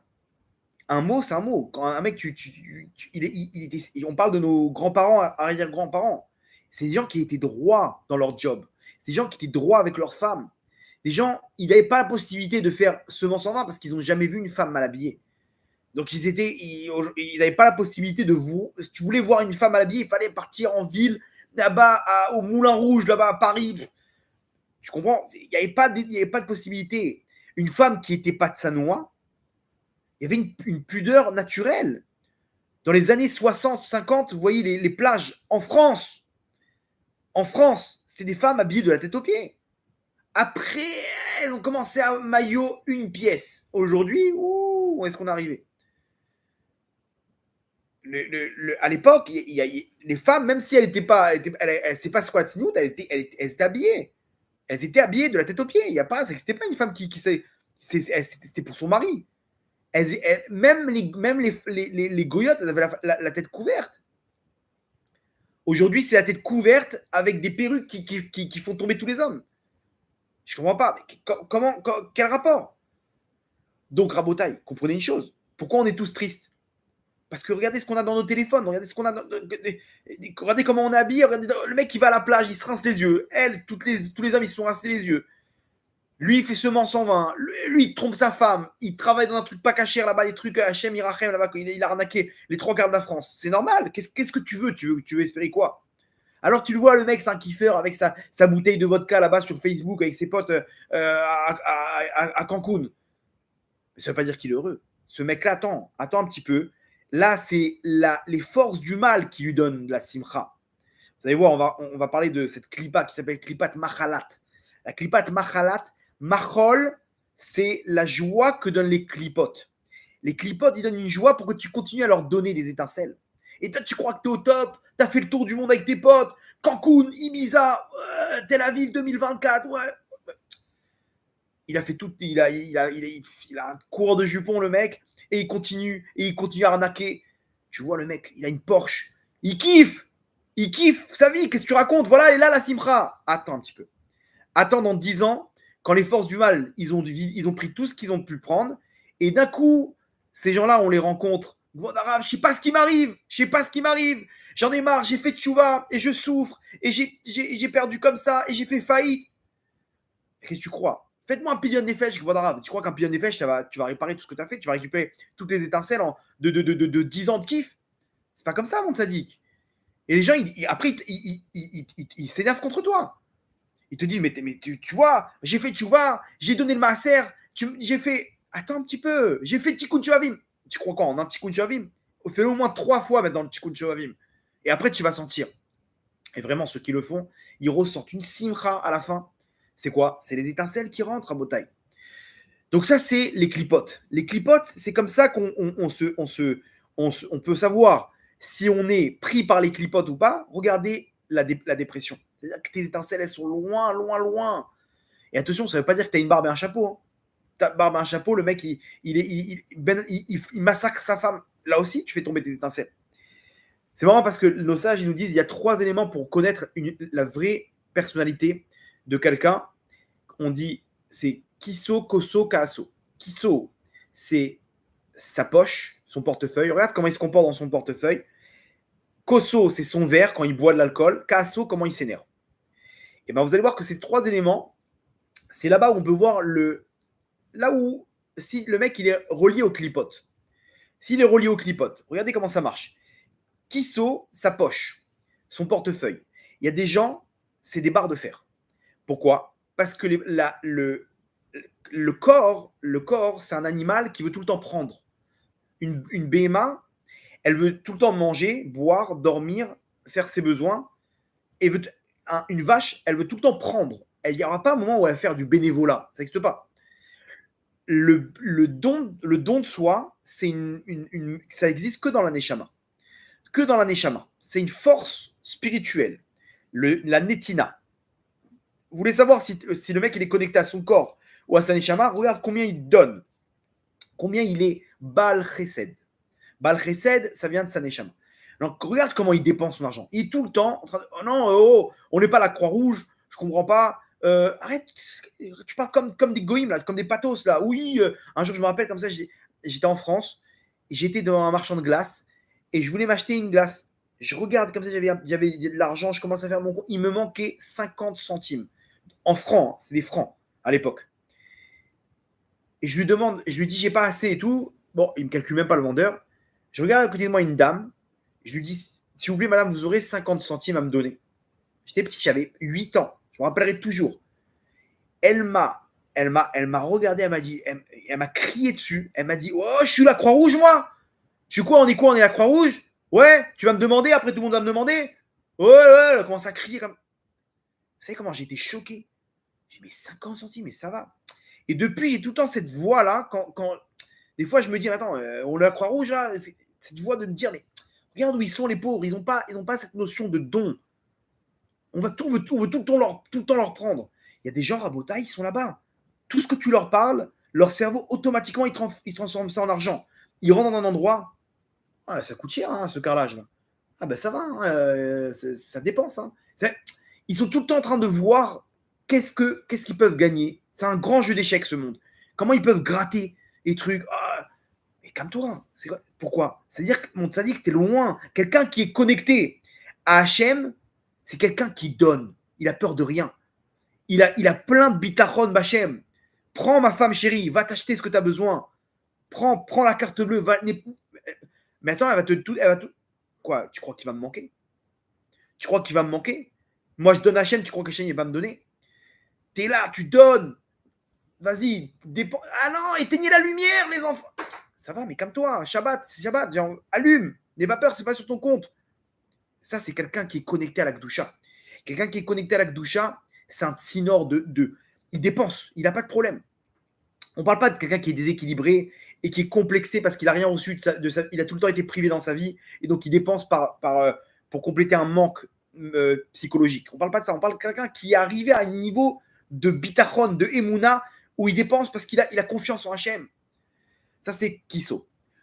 Donc, imaginez quelqu'un qui est une barre de fer, c'est quelqu'un qui a du mal à se. Il est loin d'Hachem, le mec. N'aie pas peur, donne. Ta femme, elle va t'enrichir. C'est elle qui t'enrichit. Ça, c'est Kiso. Koso, c'est son verre. Quand quelqu'un il boit, tu vois tout de suite où il est. Il y en a, ils vont te faire des brachot, ils vont rigoler, ils vont être heureux. Et il y en a, d'un coup, le mec, il va mettre des coups de poing dans la table. Il devient nerveux, il commence à pleurer. Ok. À Pourim, on voit ces gens-là. On voit exactement l'intérieur qu'il a. Si c'est des clipotes, si c'est pas des clipotes. Il y en a, c'est un nerveux. Habibi, t'es très très loin d'Hachem. Pourquoi tu t'énerves? À Pourim, il y a une force spirituelle. On peut voir exactement ta neshama. Et là-bas, tu te connectes avec Hachem. Et il y en a, ils prennent le verre de trop. Et là, ils commencent à frapper sa femme. Ça, on voit vraiment une personne où elle est. Tu vois. Mais le pauvre, il était gentil. 3-4 verres, tu vois sa vraie personnalité. Et d'un autre côté, on a quoi? On a Kiso, Kaaso. Comment il s'énerve? Tout le monde s'énerve. Rassurez-vous, Rabotai, tout le monde s'énerve dans ce monde. La question, c'est comment tu t'énerves. Est-ce que tu t'énerves, mais tu te calmes tout de suite? Ou est-ce que quand tu t'énerves, t'es incontrôlable? Et ça, c'est vraiment, tu vois une personne comment elle est, c'est là-bas que ça se passe. C'est pas quand tu rencontres ta femme et que tu vois comment elle est toute mignonne, tu l'as rencontrée à un mariage et tu l'as vu comment elle était hyper patiente avec son petit neveu et elle était là, viens, et tu as dit, ouais, elle a l'air trop gentille cette femme. Regarde comment elle est patiente, elle adore les enfants, elle est là, elle est souriante et son neveu il la rend folle et elle est là tout le temps. Regarde là après le mariage avec les enfants, comment elle crie derrière les enfants et quand tu rentres du travail, j'en ai marre de tes gosses. C'est là-bas que tu vois vraiment, en fait, c'était du mytho là-bas au mariage. Tu comprends? La vraie personnalité, c'est que regarde une personne quand elle s'énerve. Tu vois une personne qui s'énerve. Ah, mais pourquoi vous faites. Et après, d'un coup, bon, allez, c'est pas grave. Pardon, excusez-moi. Celui-là, fonce. Un mec comme ça, c'est quelqu'un qui arrive à contrôler. Il s'est énervé tout de suite. Ma femme chérie, je te demande pardon. Je sais pas ce qui m'a pris. Tu t'arrives pas à te contrôler? C'est qu'il y a des clipotes, Rabotai. C'est que tes étincelles, elles sont chez les forces du mal. Le chaos, c'est les clipotes. Ok, on avance.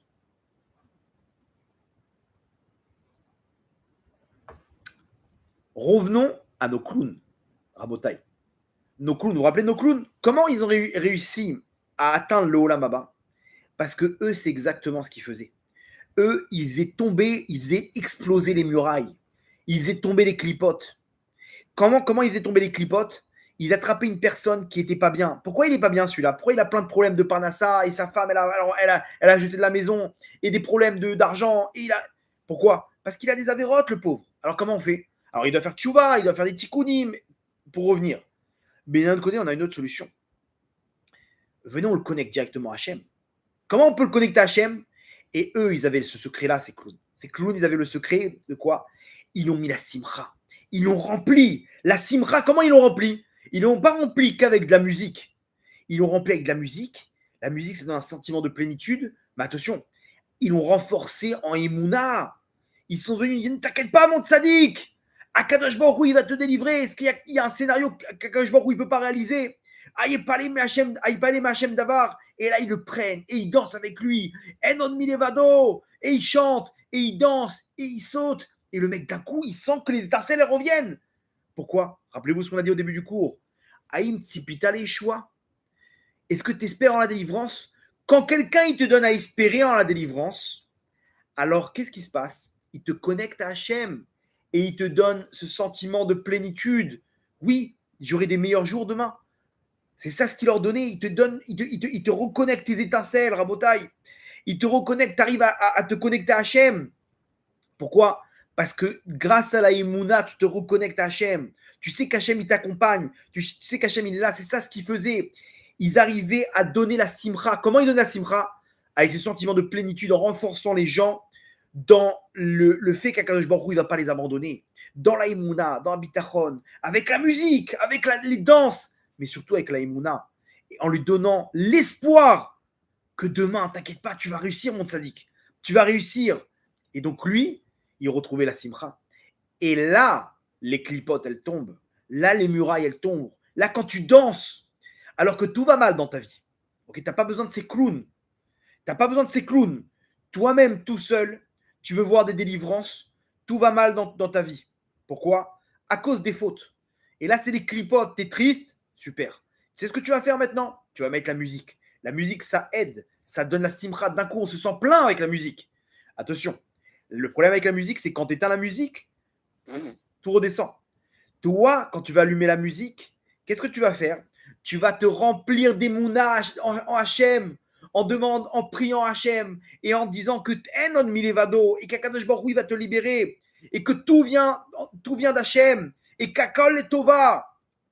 Et tu danses de simcha, mais de simcha où tu te connectes avec Hachem, pas une simcha où juste comme ça, tu essaies de te connecter au rythme de la batterie. Ça, c'est bien, ça va te donner un peu de simcha, mais ça, c'est juste pour te mettre sur les rails. Si tu n'arrives pas à trouver un nigoun, une chanson, quand tu commences à chantonner comme ça, tu sens que ça monte, là, tu te connectes à Hachem. Connecte-toi avec la Imouna, Hachem, il va m'aider. Essaie de visualiser ta délivrance. Ça, c'est le secret de la musique. La musique, elle te donne. Ils disent, nos sages, que là-bas, dans la Gemara dans Souka, on nous ramène qu'il y avait Simcha Bet HaShoeva. C'est quoi Simcha Bet HaShoeva? Là-bas, il y a marqué Shavu Ruach HaKodesh. Il récupérait du Ruach HaKodesh, de l'esprit divin. Pourquoi? C'est quoi le secret? Quel rapport quand tu as de la joie, tu récupères, tu arrives au niveau de Ruach HaKodesh? C'est comme ça que Yonah Hanavi est devenu prophète. À Simcha Bet HaShoeva. Qu'est-ce qu'on faisait là-bas à Botaï?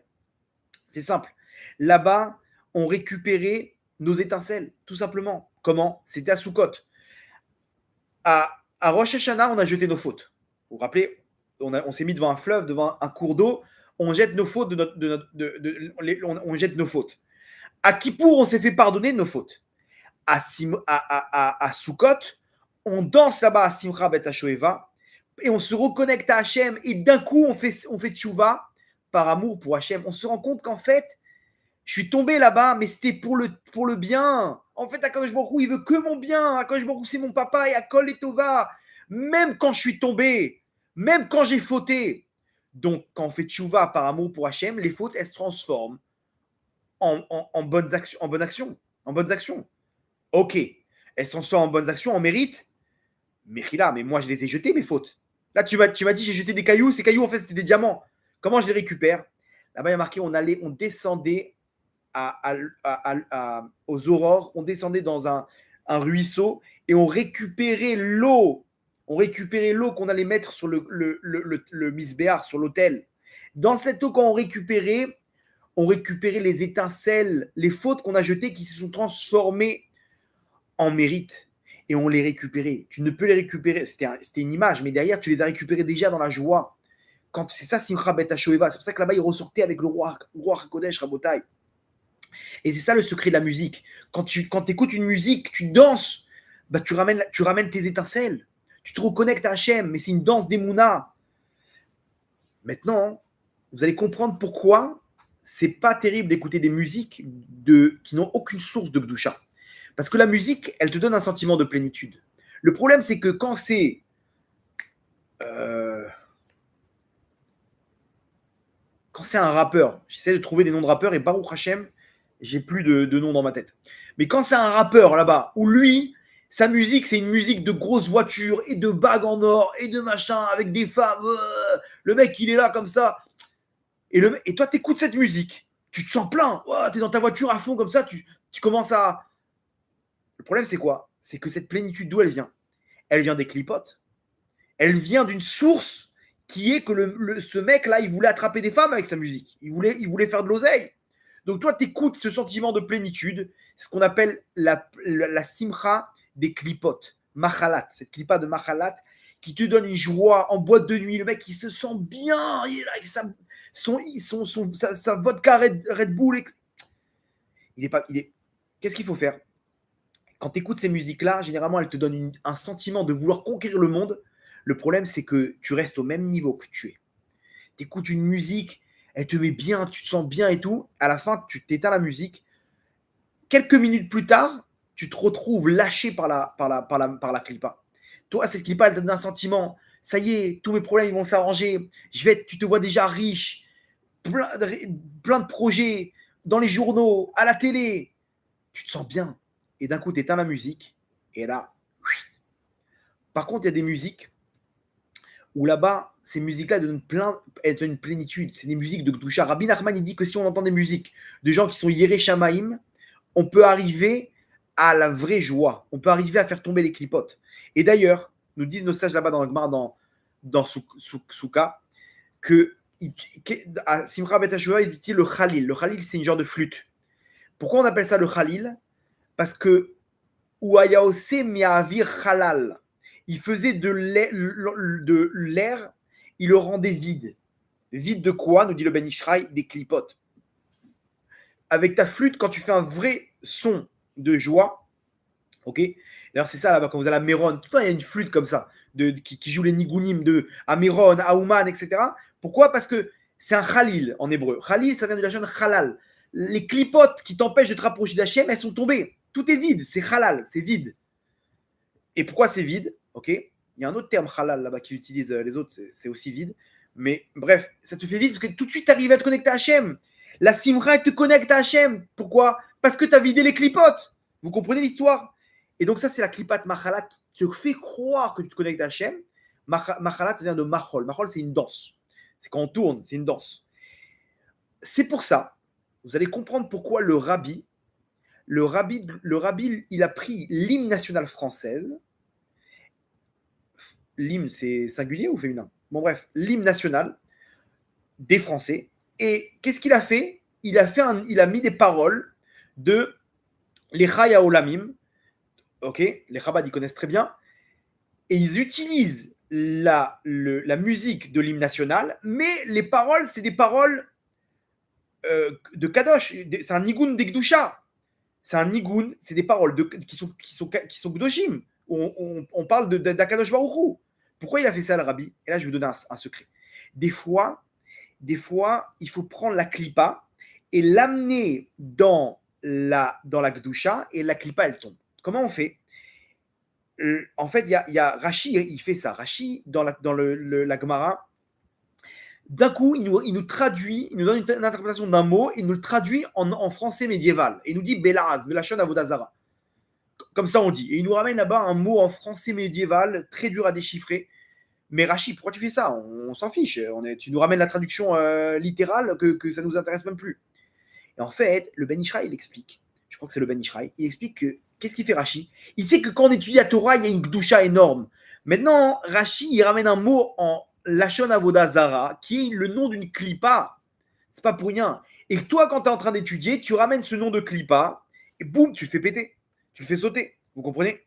Pareil, dans le Kaddish, on dit chez la Rabba Mishmaya Chaim Vesava, Vishua Venechama, Veshezava. Vishua Venechama, Veshezava. C'est quoi Shezava? C'est un mot en araméen.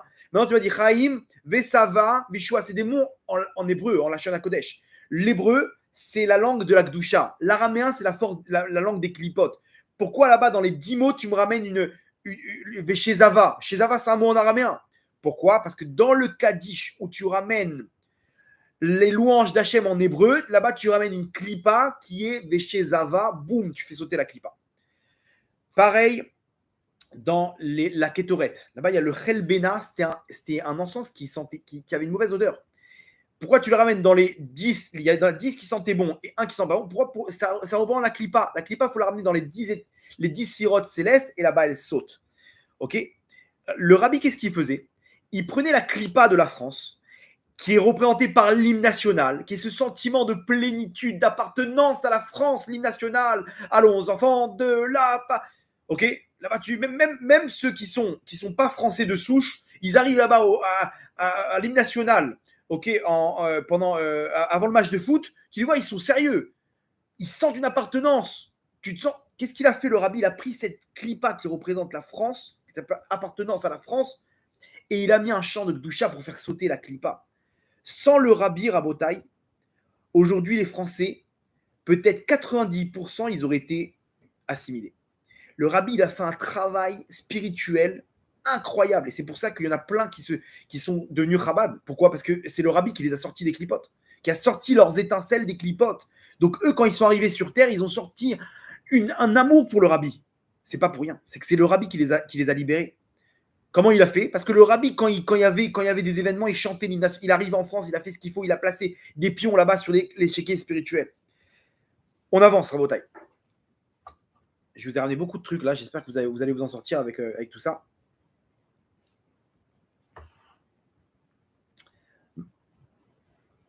On conclut. Ces deux clowns, eux, ils avaient cette force de Simra. On a compris que la Simra, c'est un sentiment de plénitude, mais c'est surtout une source spirituelle. Et ces deux clowns, en fait, ce qu'ils faisaient, c'est ni plus ni moins qu'ils essayaient de redonner à une personne l'espoir en la délivrance. Et pour ça, ça passe par la Emouna Bitachon, qu'Akadosh Baruch Hu, il est grand, et Akadosh Baruch Hu, il t'accompagne. Et on a dit que quelqu'un qui espère en Hachem, qui espère en Hachem et sa délivrance, alors il est connecté à Hachem. Et donc il ramène toutes ces étincelles, il sent plein, il sent un sentiment de plénitude de Simcha. Ça passe par la musique, ça passe par la danse, ça passe par d'autres éléments peut-être. Mais en tout cas, ça passe par la joie. Et peu importe, il y en a, ça va être un bon restaurant. Yitzhak, il a demandé avant de bénir Esav, il a demandé un bon repas. Parce que là-bas, après, quand tu as bien mangé, tu sens la simcha. Et après, il peut bénir. Et quand il y a de la joie, il y a un sentiment de plénitude parce que tu as récupéré tes étincelles. Et c'est là que les clipotes, elles tombent. Donc la joie, la simcha, elle peut faire effondrer toutes les murailles qui nous séparent d'Hachem, Rabotai. Alors, soit tu fais tchouva, tikkunim, qu'on doit tous faire, parce que sinon on va revenir dans ce monde-là, et combien on va danser, combien on va chanter, combien on va essayer de... Soit tu utilises ces conseils, et là tu fais tomber les clipotes, tu te reconnectes à Hachem, tu fais tomber toutes les clipotes. C'est ça le secret de ces clowns.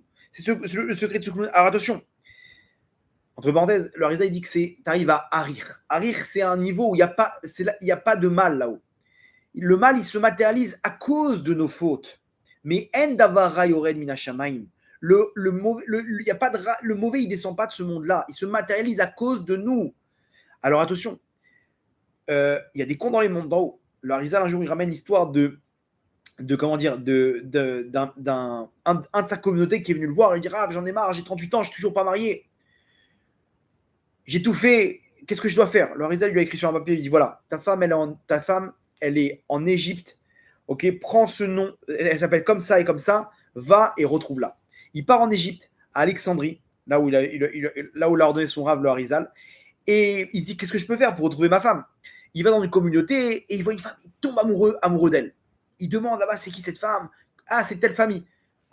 Il voit le nom, c'est elle. C'est pas pour rien que je tombe amoureux d'elle, j'ai eu le coup de foudre. C'est mon zivoug. Mais le problème, c'est qu'il voit qu'elle est très jeune. je ne sais pas si ça a marché, il demande, il se renseigne, et effectivement, on va lui parler, et elle dit pourquoi pas. Il se rend compte, ça marche. Maintenant, elle lui dit, écoute, moi, mes parents, je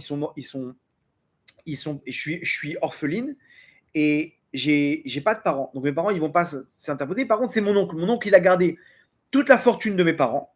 J'ai beaucoup d'argent de mes parents. Il a vendu la maison, il a gardé tout et il attend de me donner au mariage. Si ça colle, c'est bon. L'oncle, c'est bon, ça a marché. Ils se sont mariés. Et il est devenu, d'un coup, il a trouvé son zivoug. Il s'est marié et il est devenu riche. 3 mois plus tard, elle tombe malade et elle nous quitte. Elle quitte ce monde, malheureusement, tragiquement, d'une maladie. Bien entendu, l'argent lui revient, c'est sa femme. Il rentre à Tzfat, voir son Rav, le Harizal, et lui dit Vodarav, qu'est-ce que je fais? Regardez, j'étais mon zivou, mais pourquoi vous m'avez emmené là-bas? Elle est partie après 3 mois, c'est quoi? Il y a eu un mauvais décret, il y a quoi? Et regardez, j'ai de l'argent, j'ai des trucs, qu'est-ce qui se passe? C'est quoi le problème? Le Harizal il dit c'est de ta faute. Quoi? C'est de ma faute? Il dit oui. Maintenant, je vais pouvoir te raconter qu'est-ce qui s'est passé avant cette épreuve. Tu te rappelles, il y a 20 ans, tu étais en affaire avec un ami à toi, vous avez monté une entreprise. Oui, je me rappelle très bien, vous avez monté une affaire. Et qu'est-ce qui s'est passé? Il t'a arnaqué. Oui. Est-ce que tu l'as pardonné? Il dit quoi? Jamais de la vie. Vous savez comment j'ai galéré à cause de lui? Il m'a pris tout mon argent et machin, et des dettes, et j'étais endetté. Il dit, maintenant, je vais t'expliquer ce qui s'est passé. Tu as des nouvelles de cet ami? Il dit, non, moi j'ai coupé pont, je sais pas, on était en Italie à l'époque. Ok. Alors, quelques mois plus tard, il est mort d'un accident, ok, d'un bateau, il est mort noyé. Il est revenu en Gilgoul chez cette fille. Et cette fille-là, elle a grandi. Et 18 ans plus tard, elle se marie avec toi. Elle a beaucoup d'argent. Maintenant, cet argent-là, qu'elle avait, c'est ni plus ni moins que ton argent qu'elle t'a rendu. Une fois qu'elle t'a rendu l'argent qui t'avait volé dans l'ancien Gilgoul qu'il était, à ce moment-là, elle peut quitter ce monde. Il a réparé sa faute. Maintenant, il lui dit, mais alors pourquoi c'est quoi le problème avec moi? Il dit, parce que toi, si tu avais pardonné cet argent, il n'aurait pas eu besoin de venir. Et toi, on ne t'aurait pas retardé pour trouver ton vrai zivou qui t'attend maintenant. Tu aurais pu te marier depuis longtemps. Mais comme tu n'as pas pardonné, alors on doit te rendre l'argent. Tu comprends l'histoire? Donc, Rabotaï, nous, on est là. Et on se dit, mais attends, mais voilà, pourquoi? Non, le mal, il descend que à cause de tes fautes, à cause de tes bêtises, et nous-mêmes, à cause de nos bêtises, à cause de nos fautes. Mais sinon, tout est entre de bonnes mains. Tout est entre de bonnes mains, Rabotaï. Rabbi Zoucha, une fois, ils sont venus le voir, ils l'ont dit, le Maguid Mizrich, il a envoyé des gens qui l'ont dit, comment on peut arriver à voir que tout est pour le bien, quand le mal est pour le bien? Comment on peut y arriver? Le Maguid Mizrich, il a dit, allez voir Rabbi Zoucha. Ils ont posé la question à Rabbi Zoucha. Rabbi Zoucha, il a dit, je ne sais pas, Hachim, il ne m'a jamais fait de mal. Vous comprenez? Ces gens-là, ils sont connectés à Hachim, ils ont compris, mais c'est ça. Nous, on interprète le mal. Nous, on est tout le temps là en train de chercher la petite bête. Akash Baruch Hu, il est bon, Rabotaï. Donc, il y a des comptes dans les mondes d'en haut, ok? On ne sait pas le pourquoi du comment, mais sachez une chose, qu'il y a un endroit où Akadosh Baruch Hu, c'est notre père. Ce monde-là, c'est le monde de la Tzilut, de Harich. C'est là où il y a la Yechida, c'est ce qu'on appelle le niveau de Ben Olam Haba. Ces deux clowns, ils arrivaient, non seulement ils étaient à ce niveau-là, mais ils arrivaient à convaincre les gens, à leur donner la simcha. C'est ça la simcha, la vraie simcha, c'est la plénitude rabotade spirituelle. Cette plénitude spirituelle, c'est quand tu retrouves tes étincelles. Ça peut passer que par la simcha. Et la simcha, elle passe par un sentiment de sérénité parce que tu sais que tu es entre les mains d'Hachem. C'est tout. Il n'y a que ça qui peut te donner un sentiment de plénitude. Rabotaï, il faut sortir dans les rues aujourd'hui et réveiller les gens en disant Akadosh Baruch Hu, il est grand. Akadosh Baruch Hu, il t'accompagne. Moi, je suis hyper timide, mais si je pouvais aller dans les hôpitaux, d'aller dans les, je sais pas, dans les maisons et de dire de crier combien Hachem il est grand, combien Hachem il est bon. Alors il y a des gens, ils passent des périodes, des épreuves terribles. Akadosh Baruch Hu, chez Loyavi Otanu les dénissionnot. Qu'Hachem ne nous amène pas des épreuves. Quelqu'un qui a perdu, Lo allez-nous un proche, c'est très dur. Mais après, il faut arriver et l'aider à surmonter. N'abandonne pas, mon tzaddik, n'abandonne pas. T'appelles et Yeshua. Reste proche d'Hachem. Akadosh Baruch Hu, il va t'amener des meilleurs jours. Akadosh Baruch Hu, il est bon. Et ça, c'est pareil pour l'âme Israël. On est passé par toute cette galoute, mais attention, on est à la fin de cette galoute. À la fin de cette galoute, il faut arriver. D'avouk Bachem. Il y a un rave qui m'a raconté, il m'a dit, j'avais des épreuves terribles. Je suis parti voir un grand tzaddik. un grand rave, il m'a dit, écoute-moi bien, tu vois ces deux doigts là? Tu vois ces deux doigts? Il m'a dit, Kadosh Baruch Hu, il est encore plus proche de toi que ces deux doigts. Même si tu souffres, Kadosh Baruch Hu, il est avec toi. Il y a des comptes, tu souffres parce qu'il y a des gilgoulim d'avant. Tu es obligé de réparer, mon tzadik. Tu es obligé de réparer, ma tzadika. Alors on est obligé de passer là où on doit passer et de souffrir là où on doit souffrir. Mais ce n'est pas un centième de ce qu'on mérite vraiment, Rabotai. Restons collés à Hachem. Venez, on rentre la simcha en nous. C'est ça ce qu'il faut faire à Botaï, mais c'est une vraie simcha. Une simcha où on atteint le trône céleste. On se connecte avec Hachem. David Amelech Alav Shalom, le roi David, quand est-ce qu'il a atteint le niveau du quatrième pilier du trône céleste? Quand il a écrit le livre de Teilim? Non. Quand il a étudié la Torah, toute la nuit il étudiait la Torah? Non. Quand il arrivait à la perfection dans les midotes? Non. Qu'est-ce qu'il faisait David Amelech? Qu'est-ce qu'il a amené à ça? Une chose, il s'est fait humilier par le Rosh Sanhedrin Shimi Ben Gera, qui était le grand d'Israël de l'époque. Il a humilié devant tout le monde parce qu'il a perdu la royauté, David Amelech. David Amelech, il a touché le fond. Il a touché le fond. Vous croyez qu'il a déprimé? Il s'est connecté à Hachem. Et ils lui ont dit, mais viens, on va lui découper la tête. Il dit, non, non, non, non, non. Hachem Amarlo Kalel, c'est Hachem qui m'insulte à travers lui. David Amelech, il n'est pas rentré en déprime. Il a compris que tout ça, ça venait d'Hachem. Il a compris que En Milevado.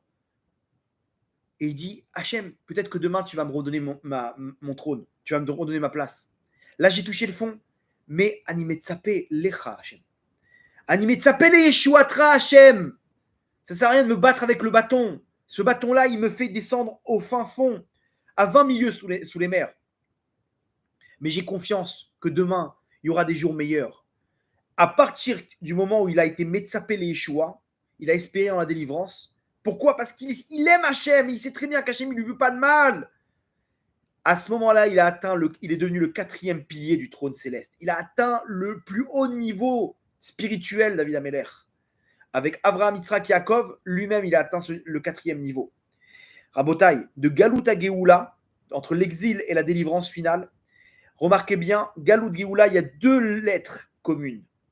Ces deux lettres communes, c'est Gimel Lamed, Gal. Gal, vous savez ce que ça veut dire en hébreu? Une vague. Gal, c'est une vague. Rabotai, est-ce que vous avez déjà observé une vague, comment elle se forme? Vous prenez à Hawaï, ok, une vague, elle peut monter à, je ne sais pas, 10 mètres d'eau.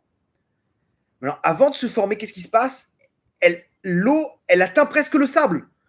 En fait, la mer, le courant, il aspire l'eau et après, l'eau, elle monte en haut et elle forme la vague. C'est-à-dire qu'il y a un courant contraire qui va faire en sorte que l'eau, elle est aspirée. Maintenant, l'eau, elle prend du volume et après, on arrive au sommet. Vous avez vu comment ça marche? D'abord, l'eau, elle est aspirée. Il y a un genre de rouleau comme ça. Maintenant, elle atteint le fond. Ça, c'est la galoute. Tu crois que tu as atteint le fond. Mais en fait, l'image, elle est très forte. C'est que derrière, tu atteins le fond, mais en fait, le courant, il t'amène vers le sommet. À toi de surfer sur cette vague. À toi de surfer sur cette vague. Comment on fait pour surfer? Comment on fait? Aïn Tzipita Yeshua. T'espères en Hachem. Tu as cette simra naturelle en sachant qu'Hachem il t'accompagne tout le temps. Ça, c'est la délivrance finale. Et maintenant, vous allez comprendre qu'est-ce qu'elle dit, la Gemara dans Ta'anit. À la fin de la Gemara de Ta'anit, elle dit que elle nous dit comme ça que qu'est-ce qui se passe, qu'est-ce qui va se passer à la fin des temps? Akadosh Baruch Hu, il va faire un cercle pour les tzadikim. Il y aura une joie. Akadosh Baruch Hu, il va être au milieu. Regardez ce qu'il dit. Incroyable. Amar Rabbi Eliezer. Atid Akadosh Baruch Hu lasot machol les tzadikim. À la fin des temps, dans le Olam Haba, Hachem va faire une ronde pour les tzadikim. Il y aura la musique là-bas, les malachim, tac, tac, ils vont commencer à jouer. Et Hachem, il va être au milieu. Ok? Ve'u Yoshev benehem began Eden, au Gan Eden. Ve'kol echad et echad, tous les tzadikim mar'e be'etzba'o, ils montrent avec leurs doigts. Sheneemar ve'amar bayom ha'u ine elokenu, voici notre Dieu. Voici notre Dieu. Ze kivinulo ve'yoshienu. Lui, en lui, on a espéré et il nous a délivrés. What? Qu'est-ce qu'ils disent les tzadikim? Ouais, lui, c'est notre Dieu et on a terminé toute la Torah, on a étudié tout le chasse. Non, non, ils disent pas ça. Les tzadikim qui vont danser autour d'Hachem, qu'est-ce qu'ils disent? Ze kivinulo. À chaque instant, on a espéré en lui. Eux, c'est les tzadikim qui vont danser auprès d'Hachem. Ze Hachem kivinulo, nagila venismecha bishuato. C'est lui Hachem en qui on a espéré. On va danser venismecha bishuato et on va se réjouir dans sa simcha. Pourquoi? Parce que en bas, quand tout allait mal, tu t'es réjoui déjà avec Hachem et tu as espéré. Zekivinulo, c'est lui qu'on a espéré. À quel moment? Quand tout allait mal, quand on était en galoute, on a eu l'aïmouna, on s'est renforcé. Donc, mesure pour mesure, tu t'es élevé jusqu'à lui, donc tu seras à danser avec lui. C'est eux les tzadikim qui vont danser autour d'Hachem. Vous entendez? Pourquoi? Parce que quand tu atteins ce niveau de Tzipital et Yeshua où tu espères en Hachem, c'est un niveau de proximité avec Hachem tellement grand que tu vas te retrouver à côté d'Hachem, la Tidavo. Et quand Hachem, tu seras aux premières loges en train de danser autour d'Hachem lors de la joie d'Hachem, lors de sa grande simra. Mais ça, une seule chose, on te demande.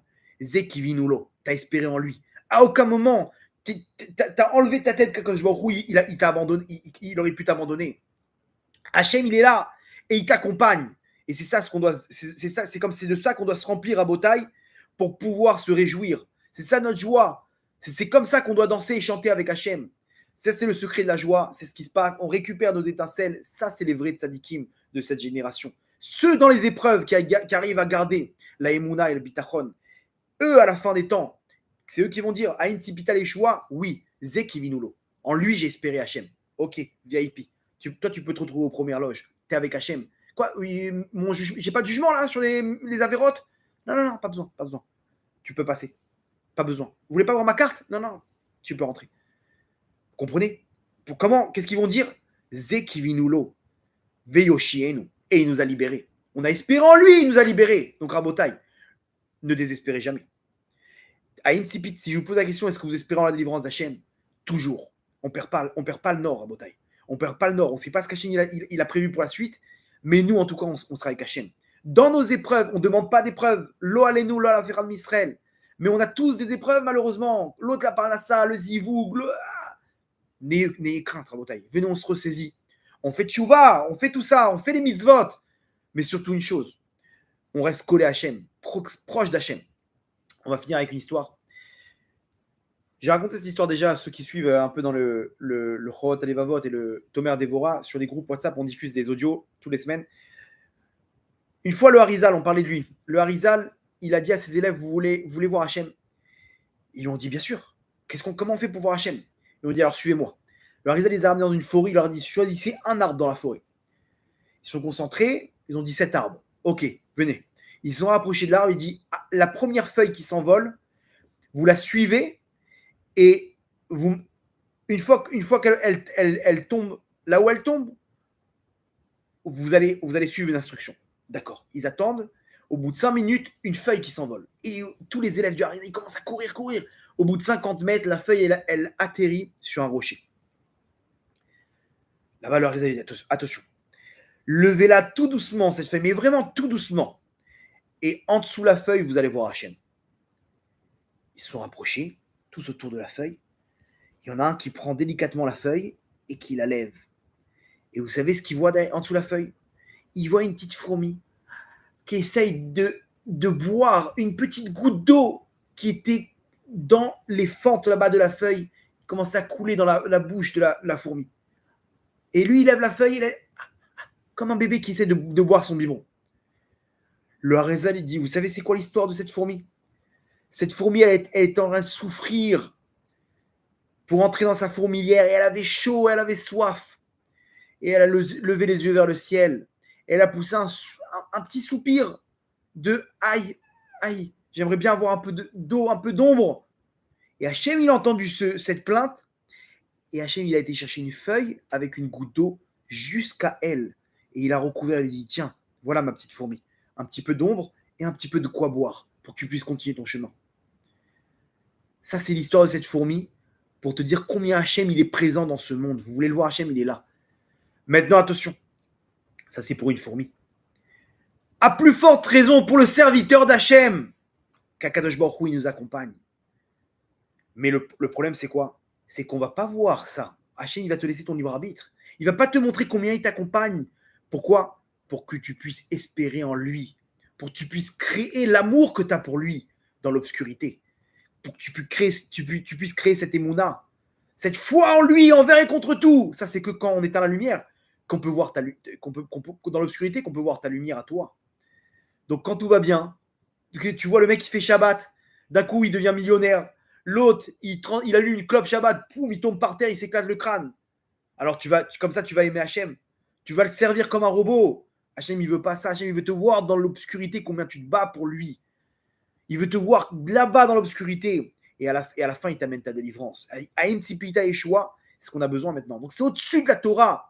Et c'est ça la force de Tisha B'Av. C'est ça la vraie Géoula. La vraie Géoula, c'est parce que Tisha B'Av, c'est au-dessus de la Torah, au-dessus des mitzvot. Combien tu es proche d'Hachem et combien tu espères en lui. Et à la fin, on va se retrouver tous ensemble, Rabotai, très bientôt pour la Géoula. Ne perdez pas la force, ne perdez pas l'espoir. Il y en a pour bientôt, Rabotai. Vous voyez le monde, quelle tournure il prend. On va vivre des choses terribles, mais il ne faut pas avoir peur. On se remplit en Emouna, Rabotai. Ou au moins on prie Hachem, donne-moi la Emouna. Donne-moi la Emouna. Et à ce moment-là, quand je me retrouve à la délivrance finale, il va faire une ronde. Machol, les tzadikim, attention. Pas des clipotes, machalat, la fausse joie de ce monde matériel. Le vrai machol pour les tzadikim. C'est qui ces tzadikim?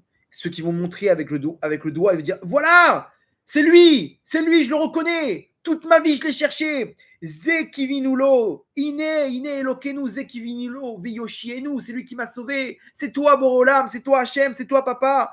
Ze Hachem kivinulo, Nagila venispera beshuato, Bezrat Hachem, Berachamim Dolim, ça Yeshua qu'on attend, Bezrat Hachem, Bekarov, Baruch Adonai Leolam, Amen ve Amen.